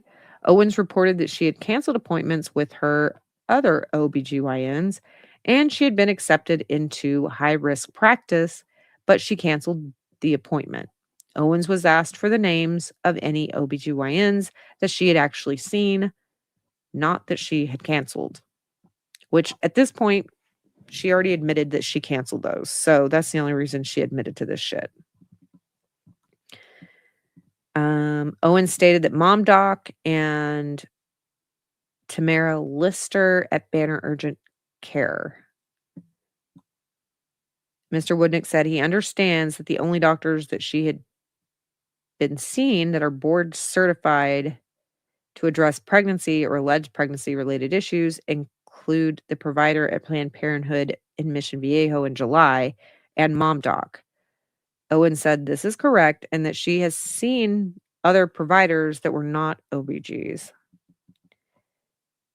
Woodnick reviewed email addresses and Reddit postings regarding this case. Woodnick discussed civil litigation in California. There was a personal injury case where she was represented by the law firm of Joe Cutshed, which I'm guessing is different than Joe Cotchett. Mr. Woodnick suggested that she had restraining order against. Oh, okay. Yeah, it's completely different. And Mike Marchini in California as well. Owens indicated that this also involved a pregnancy. However, the restraining order was 2 years after Woodnick. Was 2 years after that? Okay. Woodnick said that she also had a case involving Sean Rodenhorst in Arizona. Rodenhorst had contacted the media in regard to the current case. Owens indicated that she was aware of this. Owens was aware through Dave Neal. Mr. Woodnick told Owens that she had a civil suit against Gillespie, who also claimed that she fabricated pregnancies. Owens indicated that is correct. Mr. Woodnick asked if Maricini claimed that she fabricated pregnancies. Owens said not at the time, but indicated that Maricini's brother-in-law did claim that she faked the pregnancy. Woodnick reviewed, stating that Maricini, Gillespie, and Eckert all claimed that she fabricated pregnancies. Woodnick asked if any other men other than Maricini, Gillespie, or Eckert have had protective orders filed against them by her. Owens said no. So why these three guys? Woodnick reviewed and discussed bar complaints that Owens had filed.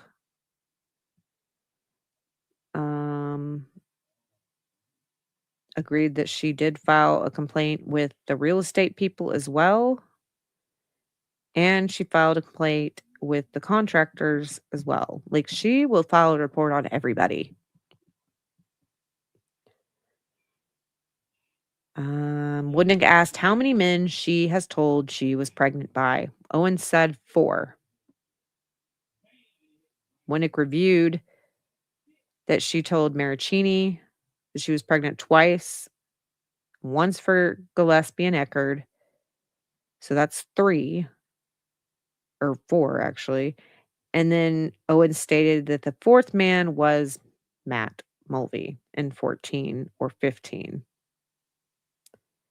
Owens reported that Mulvey's pregnancy ended in a miscarriage when she was approximately 6 weeks along. Woodnick asked if there was ever an accusation from Mulvey that the pregnancy was fabricated. Owens said yes. Woodnick stated that the 4 men have alleged that she claimed to be pregnant by, and that it was a lie. Owens said correct, that nobody fucking believes her anytime she says it. So she's the one who brought Matt into it, and nobody else knew who Matt was before this.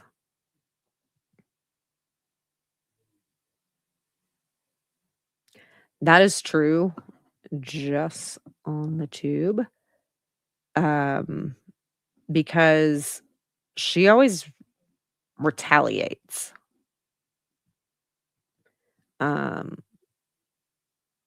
Because the guys usually act first. And that's when she does that.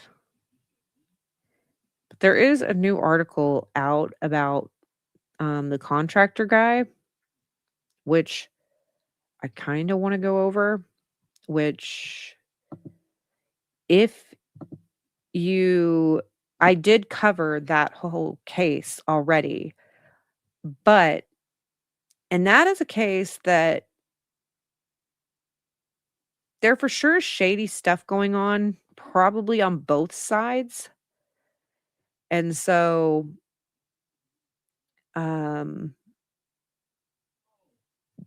that one, I have never been fully convinced that Owens was in the wrong on it.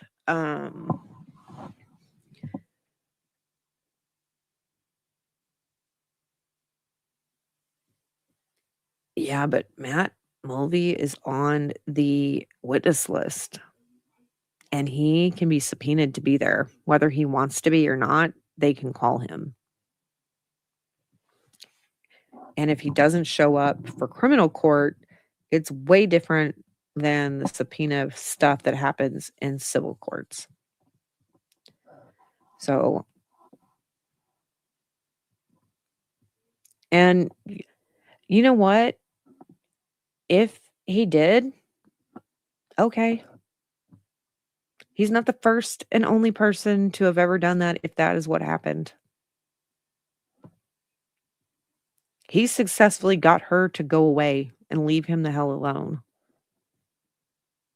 But all of these other people, they couldn't do that.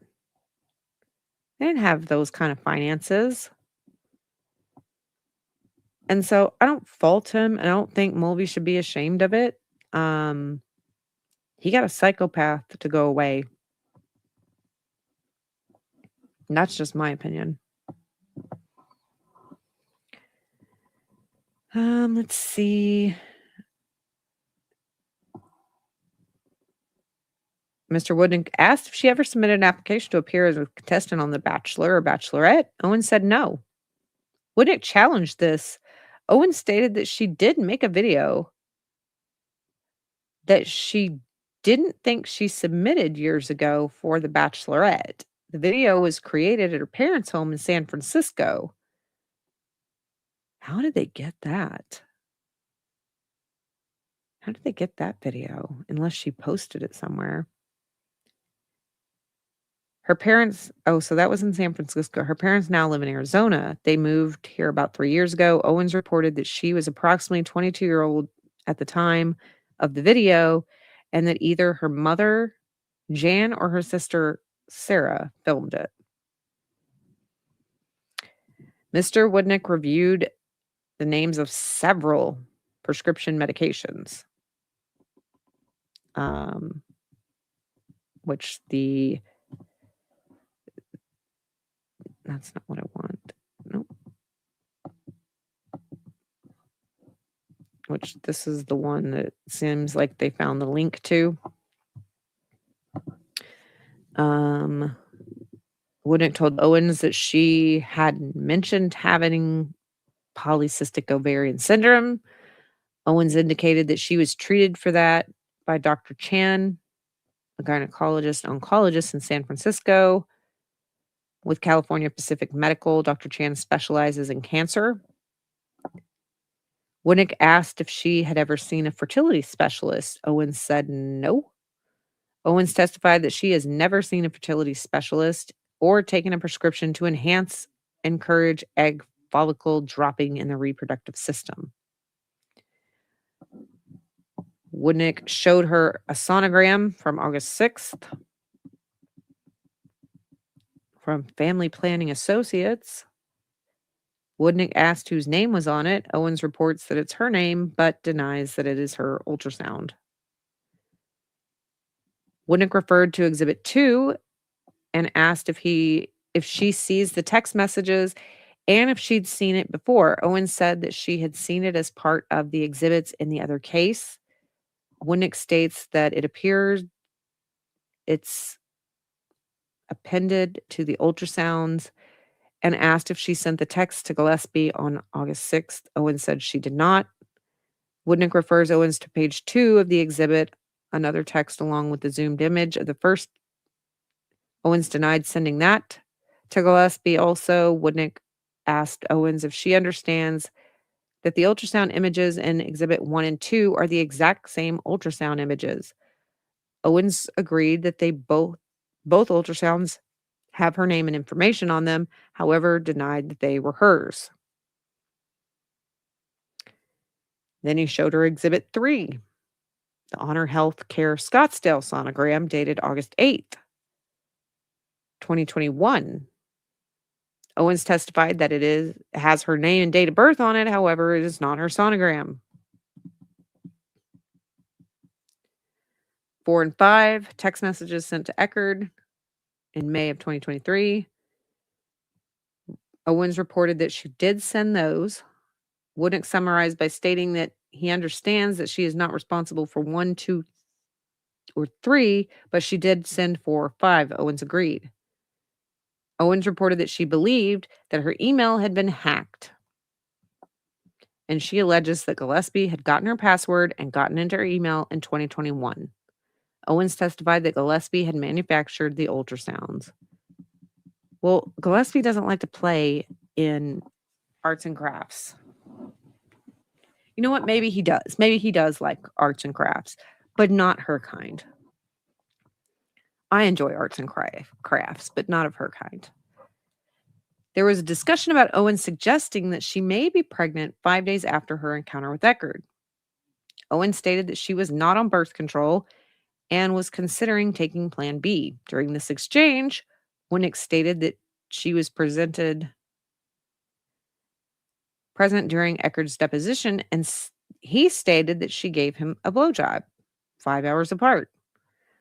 Owens stated that Eckerd testified to that. Owens suggests that they had penetrative sex. Owen testified that she sent a text to her sister, Sarah, the day after the encounter, telling her that Eckerd stuck his penis in her when I told him not to.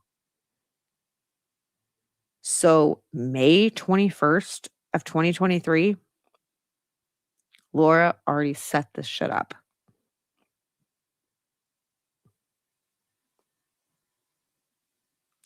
They had their encounter on May 20th.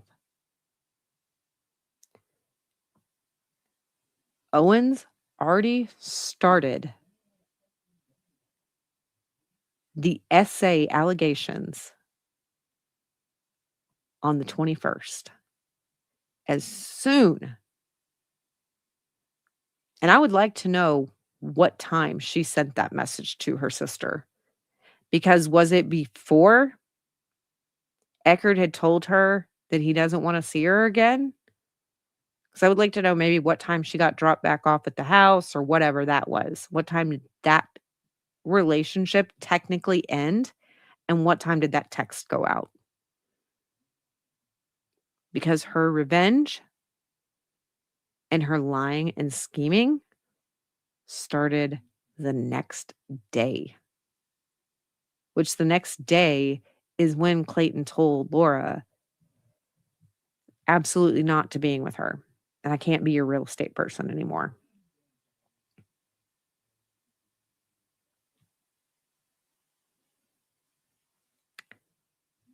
Winnick asked her if she was suggesting that Eckerd ARPed her. Owen's response was, that's technically a definition. Mr. Woodnick told Owens that her testimony, Jesus Christ, I'm sorry if you can hear my son yelling, told Owens that her testimony now, 9 months into this process, is that Eckerd had penetrative sex against her will. Owens stated that he stuck it in when I told him not to.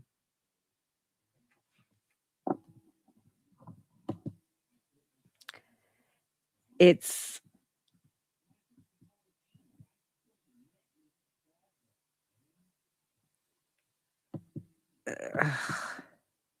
yeah, I would pick Jody too. Laura can't do shit.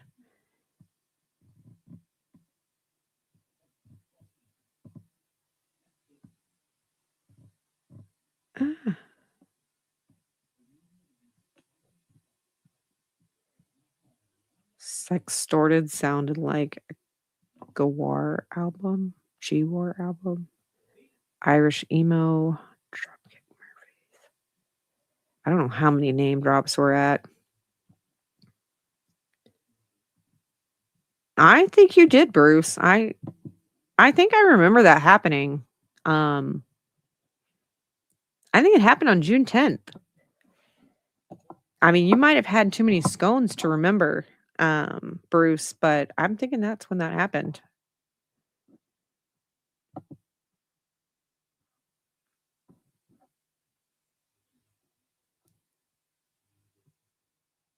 That is true. She was already hooking up with.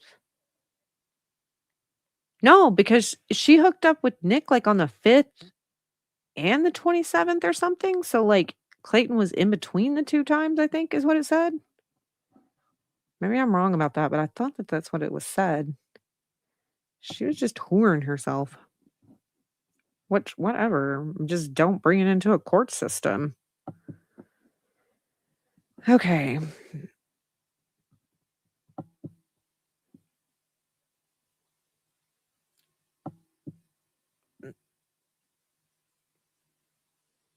Then they talked about obviously I would like to have sex in the future and feel I am the safest person you could have sex with since I'm pregnant. But if you really think like you said, okay, that was just that stupid email. Wouldn't compare the Exhibit 5 text exchange with Eckerd, Exhibit 6 a text exchange with Gillespie. Woodnick asked Owens if she was on birth control in July 2021. Owens could not recall and was not sure which doctor would have prescribed the birth control. Well, let's look at your pharmacy records. Owens reported that she stopped taking birth control during the time she was with Gillespie and she didn't go back on it. Why'd you get off of it with Gillespie?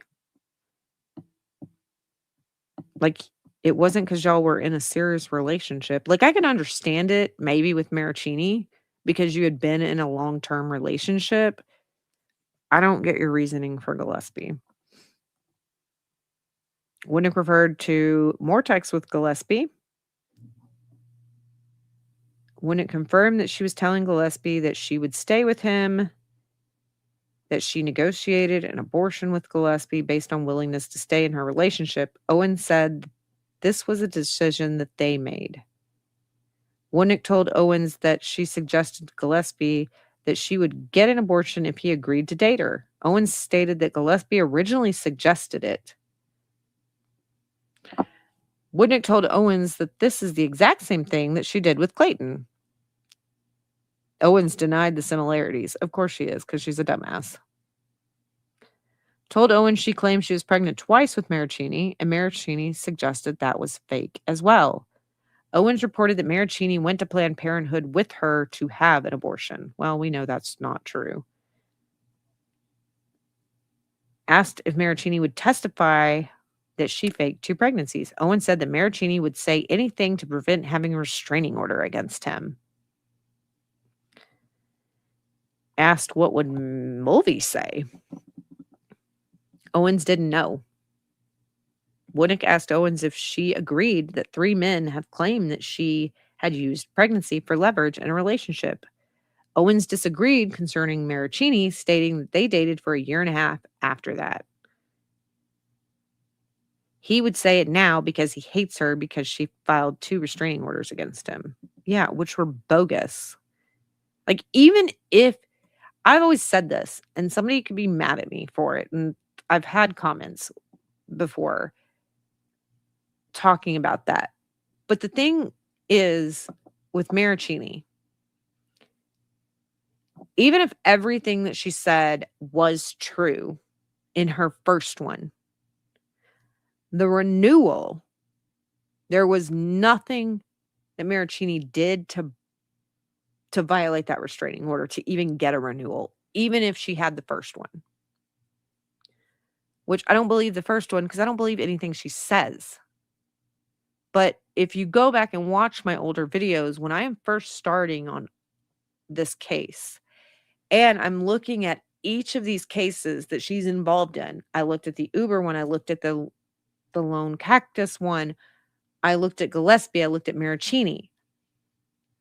I went into each of those cases, into Clayton's, each of those cases separately, and was going to call balls and strikes on it. I wasn't going into it fully as she is a lying liar that lies, because I wanted to be open to the fact that maybe she is telling the truth about one of these things, that there could be truth to one of these allegations. Maybe not all of them, but just because she did something in this case doesn't mean that it didn't happen in another case. But the thing is when you look further and further and further into it, when you try to have that open mind, by the time you get to the end of it and you have all this evidence, like a trial, you come to the conclusion that she's full of shit. But I tried to go into each of her cases like a jury person that knew nothing about it and was going to act like I didn't really know much about her and base credibility and all of that. At the time, we didn't really know much about the guys. They weren't speaking out. Clayton was the only one that was out there. And so that was very early on. So if you watch any of my earlier videos and think that, oh, you're just a dumbass because you're giving her credibility or you're even thinking that she's telling the truth, that's how I looked at it. And that's how I go into everything. And even with Gingras, I don't like the dude, but there are times that he is right. Putting latex on my LinkedIn profile. Yeah, the 3 dates she went off birth control. I don't know why she would do that. She was already, yeah, okay. So, all right, let's continue to get through this part. Okay.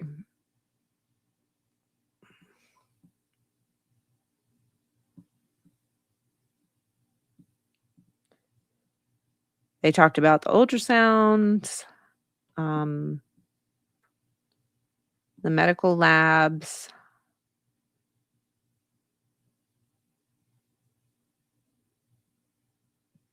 Asked if the ultrasound she received at Smile that was presented by attorney Platter in the prior proceedings. Owens agreed that it was, however, reported that it was actually from Planned Parenthood, Mission Viejo. Owens stated that she changed the facility from Planned Parenthood to Smile because she didn't want Eckerd to contact the doctor. Eckerd asked if she changed anything else on the ultrasound. Owens said no. Owens asked if this is the only document that she has changed or altered that is involved in this case. Owens said yes. This is the only one. Woodnick asked if she's aware that Platter used this exhibit in her proceedings. Owens was aware and stated that it is her ultrasound.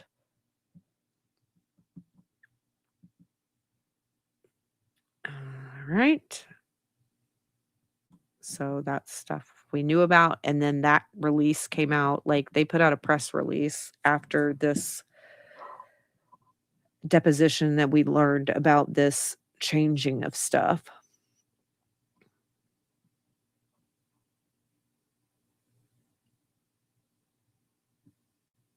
Owens now admitted to putting her name on the top of the Mission Viejo one.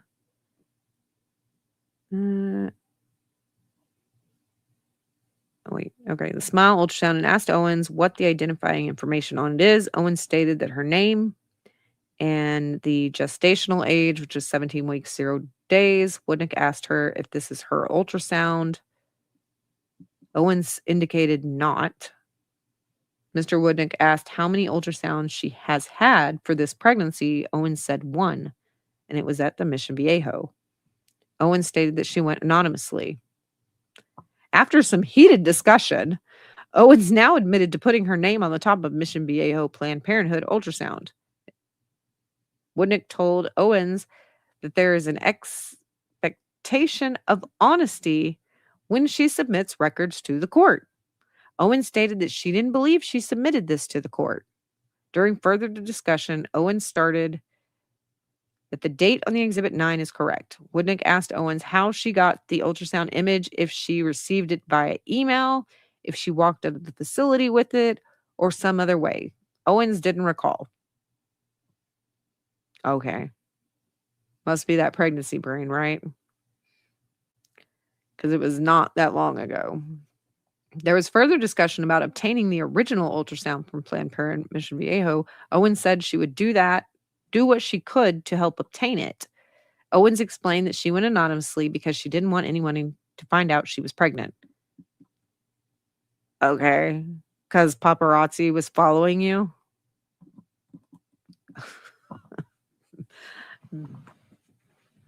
Bitch thinks she is very, very important to the, I don't want paparazzi knowing I'm there. Oh my God.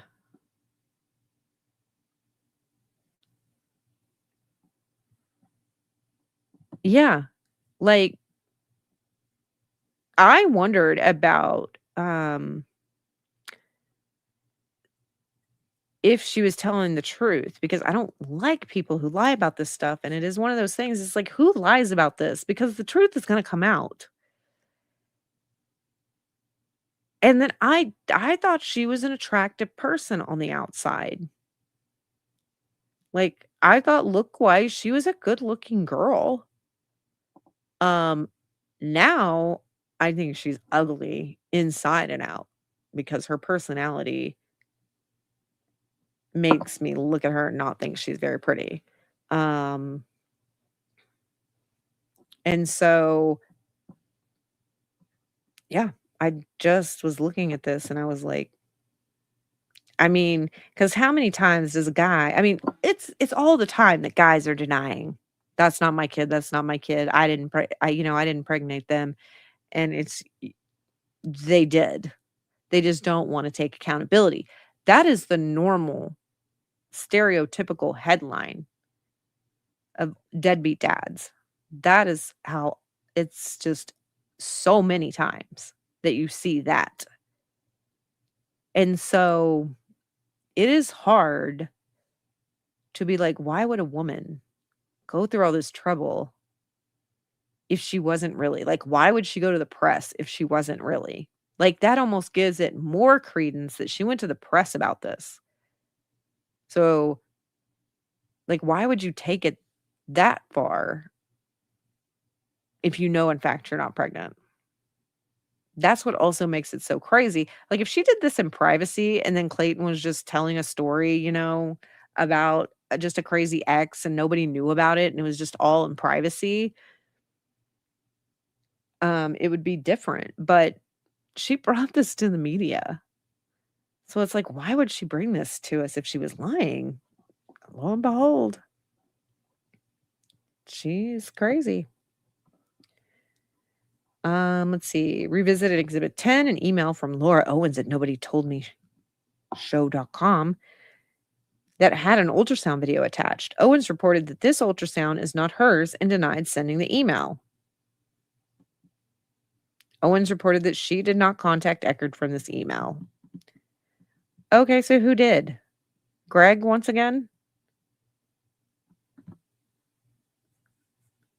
Mr. Wooding moved on email sent later on October 14th. Owens agreed that on October 14th, she told Eckerd that she was pregnant and that her neurologist was saying that she was pregnant. Then they moved to a different one, indicating that there were twin boys. Owens reported this is not her sonogram. Owens also denied that she had ever seen this sonogram. Then they talked about the appointment with Dr. McCool.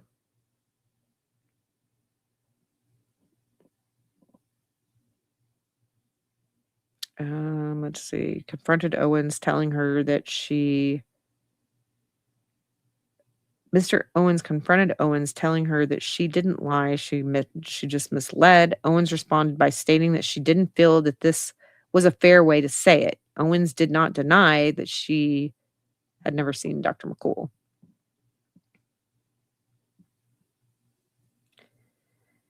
Let's see. Owens also tells Eckerd that if he agrees to date her, she will book Ravgen. Ravgen test does not claim that Eckerd was involved in this. Owens' response was that there is little to no fatal DNA. Owens that she was pregnant with twins and asked her to show him the ultrasound with twins. Owens said she thinks it's Exhibit 9. Owens reported that she sent the ultrasound to an online provider who told her it looked like a boy and a girl. Owens could not identify the provider. Yeah, because it's not a real provider. They're made up. It's not a part of her Banner Health patient portal. Okay?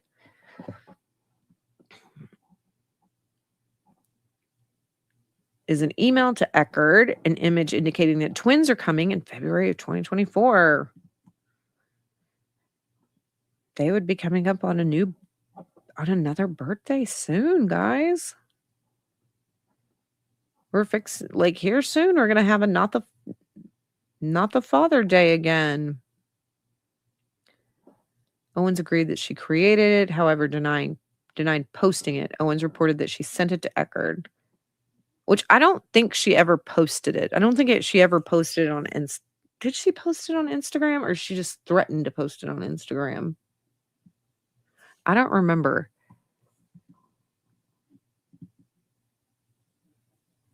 Okay, let's see here.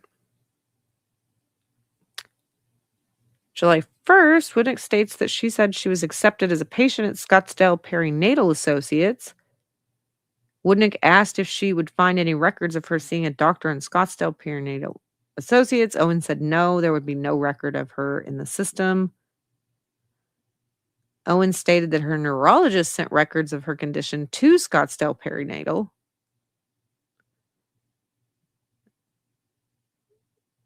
Which they're probably like, why the fuck are you sending us this neurology stuff about some bitch we don't know?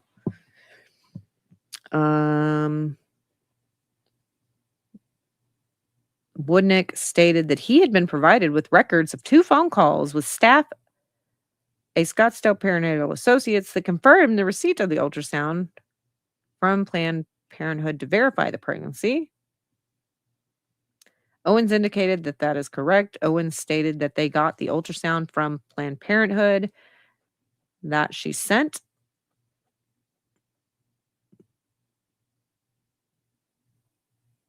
What? So what? That's Woodnick asked if she would find any records of her seeing a doctor in Scottsdale. Owens said no. There would be a record of her in the system, though. Owens stated that her neurologist sent records of her condition to Scottsdale Perinatal.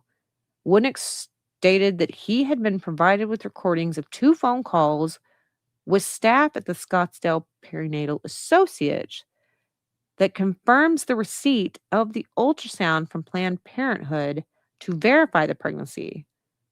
Owens indicates that's correct. Owens stated that they got the ultrasound from Planned Parenthood that she sent. So I'm guessing Owens sent it to them saying it was from Planned Parenthood because Planned Parenthood didn't have anything to send to this perinatal associate. So I don't know. It's got to be Owens on the call confirming that they got it or something. McCool never got an ultrasound. Owens said she emailed it to his staff. Owens said the ultrasound she sent to McCool's was not altered. It did not have Smile on it. And she talked about the crying on Facebook videos. She had been pregnant twice because that's what was publicly known. When she asked if she made it public, Owens testified that Maricini and Gillespie made it public knowledge that she became pregnant. She said she would prefer not to have the other pregnancy be public record. Mr. Woodnick stated that there were 5, 2 with Maricini. Owens said she put it on Facebook for her private friends, and 1 shared it with the world. Thank you to that person. Woodnick advised Owens that she has 1,700 friends on Facebook and asked if she was surprised that it got out. Owens expected it to be private. Woodnick told Owens that she had 5 pregnancies with 4 men. All 4 have claimed that she has engaged in fraudulent activities. Owens took issue with Mulvey and stated that Maricini's story has changed, and it's important to note that he went to Planned Parenthood with her to have the abortion. And that has not been, that is a lie too. That has not been proved. Or did he take her and didn't go in?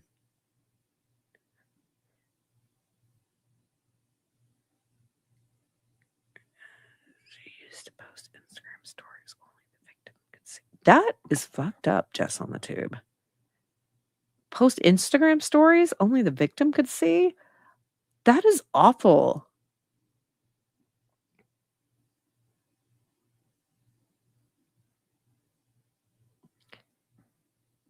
And it doesn't mean you go inside. I don't remember if he went inside or not.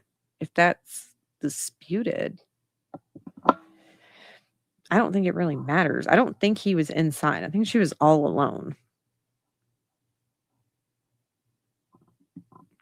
Because she wouldn't want them to be back there with her.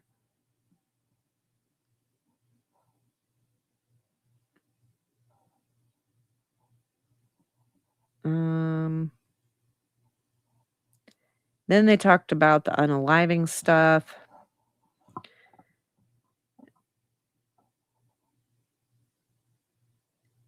You know, she would claim that she was pregnant, and then they would dispute it, and then she would threaten unaliving. When asked, Owens reported that she's seeing a telehealth therapist. Well, they don't help you. Get away from the telehealth. The text exchange indicates that Owen was pregnant with twins, took one abortion pill, causing one of the fetus to abort. Gillespie coerced her into that. When questioned, Owen denied that she claimed to be pregnant with twins by Gillespie and that she did not write this text. Oh, good grief. You know who sounds like her, too? In the Sandra Birchmore case, Robert Devine. He was hacked for 5 years. 5 years he had been hacked. So convenient. No proof of these hacks. Maybe Devine and Owens can be together. They deserve each other.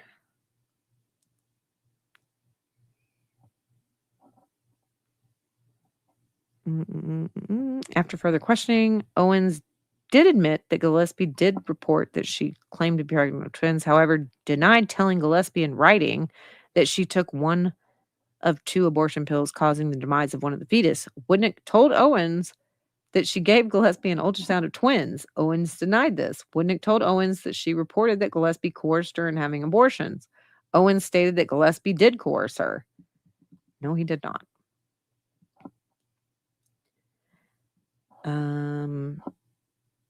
Talked about the different specialists, perinatologist, epilepsy.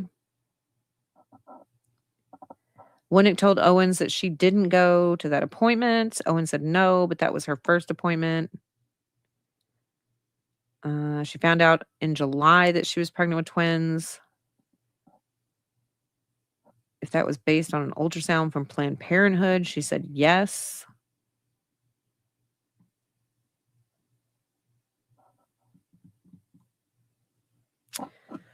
So there's a lot of stuff in here that we kind of already knew too.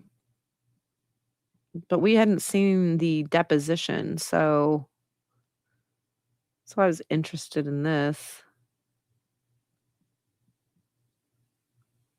Mom doc, she is when she knew she wasn't pregnant.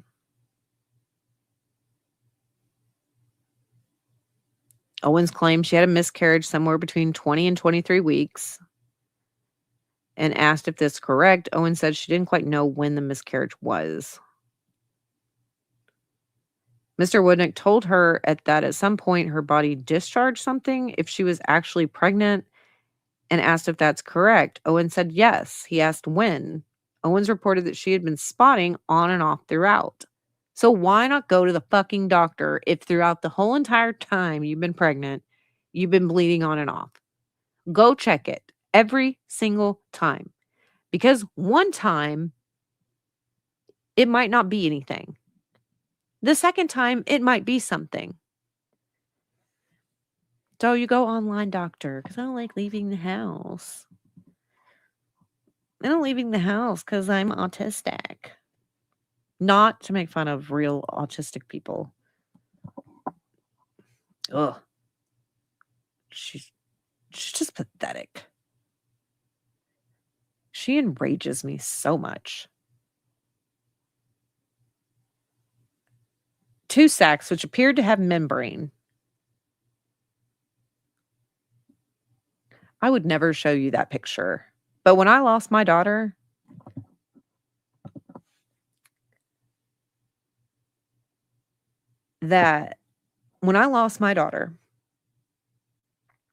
the reason they knew right away after doing an ultrasound and the physical exam downstairs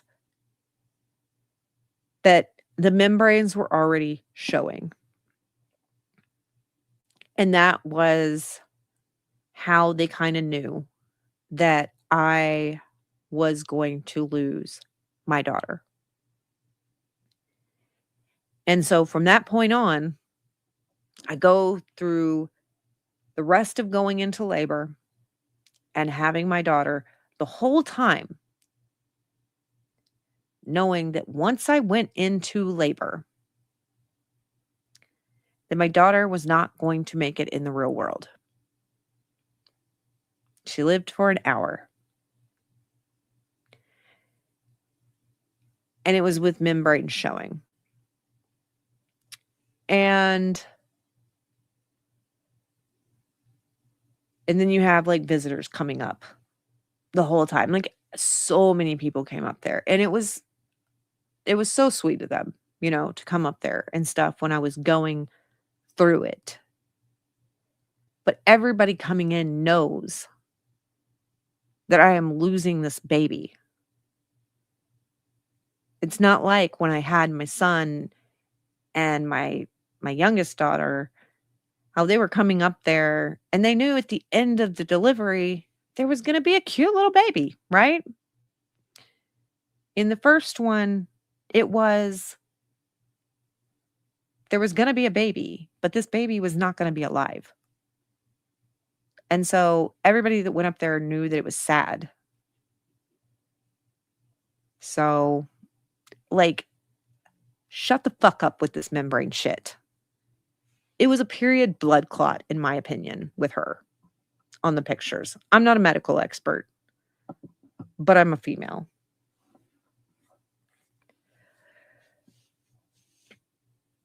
There's so many reasons that this story pisses me off.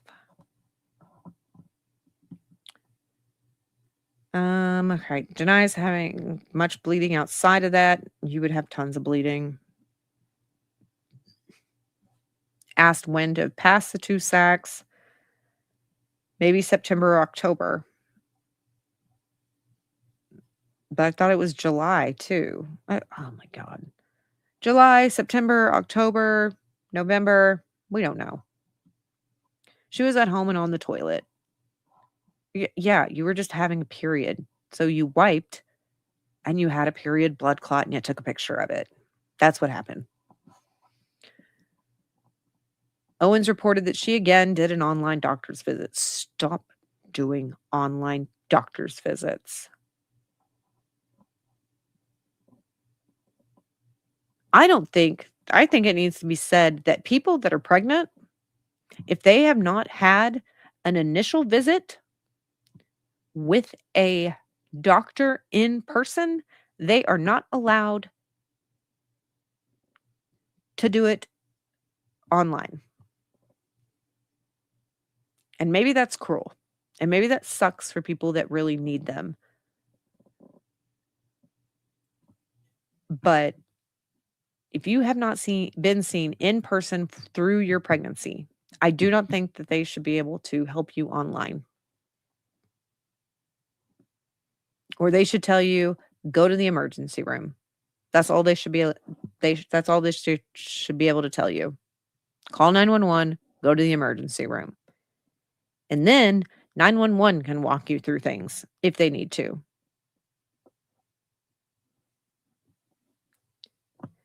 Getting lazy about pregnancy stuff.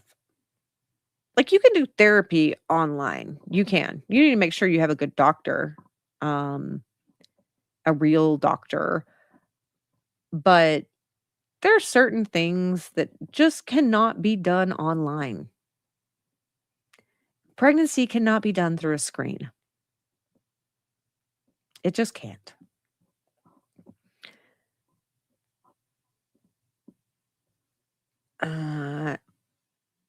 How many weeks pregnant was she at the time? Owens agreed that she told them that she got pregnant on May 20th. Indicated that he assumed that at the time, Owens said she believed it was stillbirth or a miscarriage, and asked weeks pregnant she was at the time. See, you know how many weeks pregnant you are. You don't have to be like, well, I got pregnant on the 20th. No, you don't know exactly how many weeks pregnant you are when you're pregnant. You just do.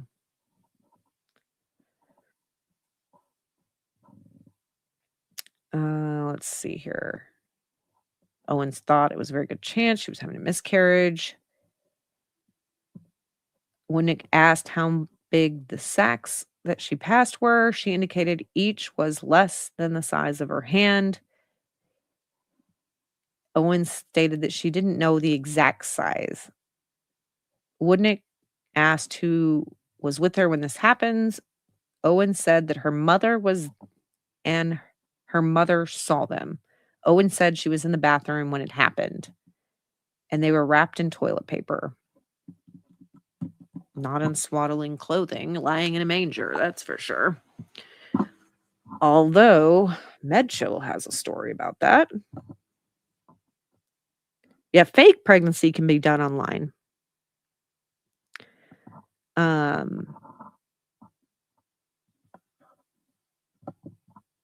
Thank you. Thank you, Gemma L or Gemma Ellie. Thank you, Gemelli. Her mother was there. I'm sure her mother was freaking out. But also, if you've had miscarriages this many times, bitch, stop getting pregnant. Not really. Not really, because some people just they have them all the time and stuff. But like her mother should just be adamant about her going to a doctor because she's had so many miscarriages that, hey, maybe this time we actually go see medical professionals because we haven't for the last 20 of these.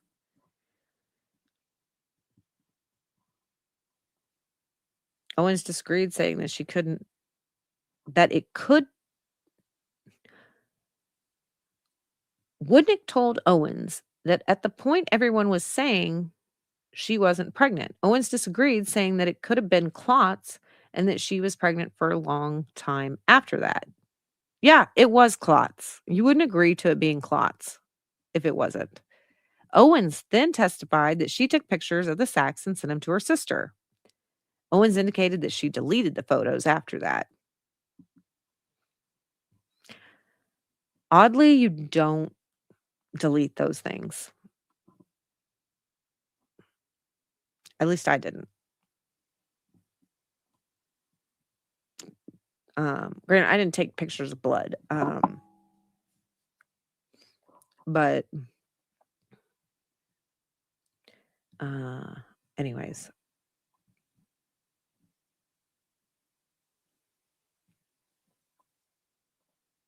Owens reported that she took photos with her iPhone and then she deleted the images and she no longer has that phone. Woodnick asked if she shared the photo with her online provider. Owens said she did. However, she does not recall who the provider was. Owens did not follow up after that until November, which they should be able to, in her computer, maybe look at some of her web history and see if she actually did contact these people. Like, the forensic people that look at Owens' electronics possibly could go back into looking at this stuff. Then they talked about Mom Doc. That the record also states that Owens ordered her own HCG test through Labs Now, which showed a very low HCG. Yeah, usually the doctor will order that, not you. Woodnick told Owens that Mom Doc records showed that she was told this was not consistent with the viable pregnancy. Owens disputed Mom Doc's statement, but agreed that it does state that. Nothing was further. Deposition concluded. Okay. So we're going to stop at page 58 and we're going to pick back up at page 59. And because we've been going for a while. And so let's see here. Because there's so much. But since a lot of us are kind of snowed in, or possibly going to be snowed in and warm and cozy, we will pick this up at another time, like tomorrow. But let's see who we can I figured out where to do it yesterday.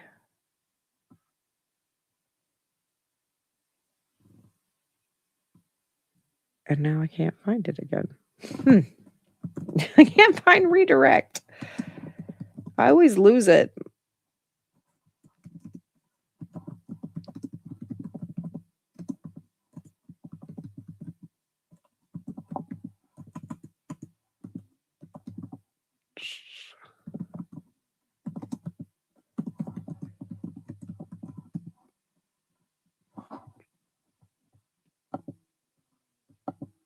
Okay. Customization. Oh, it's okay. It's under customization all the time. Okay. So I'm going to send you over to Bruce the Moose.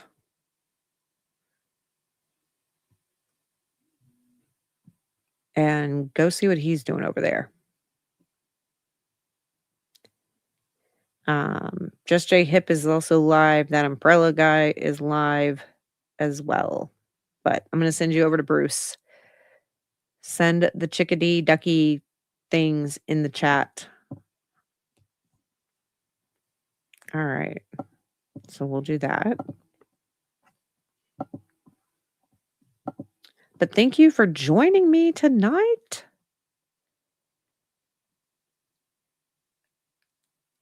Let's see. Her story is always, I wasn't ready for pregnancy. I wanted it right in the right way, but this happened. Though, LOL. How many times? Right, she did.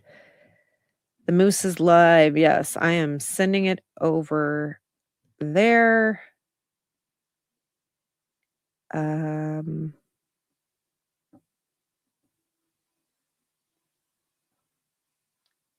Yeah, and that's the thing is medical record databases are smaller and smaller because like it used to be like you could just see that hospitals. Then it came that you could like I'm going to use Texas for example. Like it used to be that you could only use the one hospital. Then it became like you could only see the group of hospitals that people owned, such as like Texas Health. Texas Health could see any of your medical records from any of the hospitals that are owned by Texas Health. And then like Baylor Scott and White could only see Baylor Scott and White hospitals. But now every hospital can see everything else at every hospital, just like pharmacies. They used to just be able to see what their pharmacy had. Then it was like other pharmacies, and now it doesn't matter where you go, it will show all your pharmacy records, and the doctors at the hospitals can look at your pharmacy records too to know if you filled or not filled medication. So if you said you picked up your medication and you didn't, they know. But anyways, more to come on that. There's some juicy stuff that, we got nailed down for us. A lot of it is repetitive and stuff, but we are going to continue going through this in the next few days. So I will see you then. Have a good evening. Bye.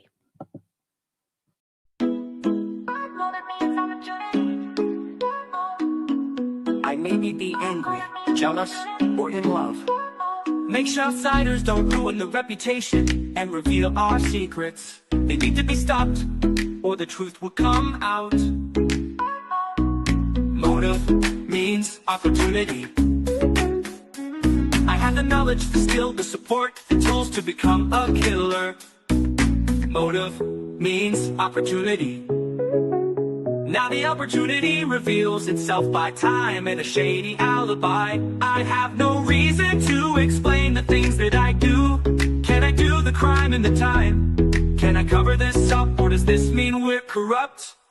Motive means opportunity. Do I have the motive, the means, and the opportunity? Motive means opportunity.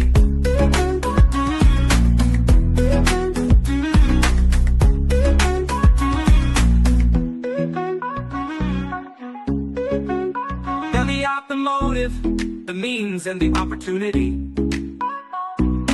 Motive, means, opportunity. I have the knowledge, the skill, the support, the tools to become a killer. Motive, means, opportunity. Now the opportunity reveals itself by time in a shady alibi. I have no reason to explain the things that I do. Can I do the crime in the time? Can I cover this up, or does this mean we're corrupt? Motive means opportunity. Do I have the motive, the means, and the opportunity? Motive means opportunity. Do I have the motive, the means, and the opportunity?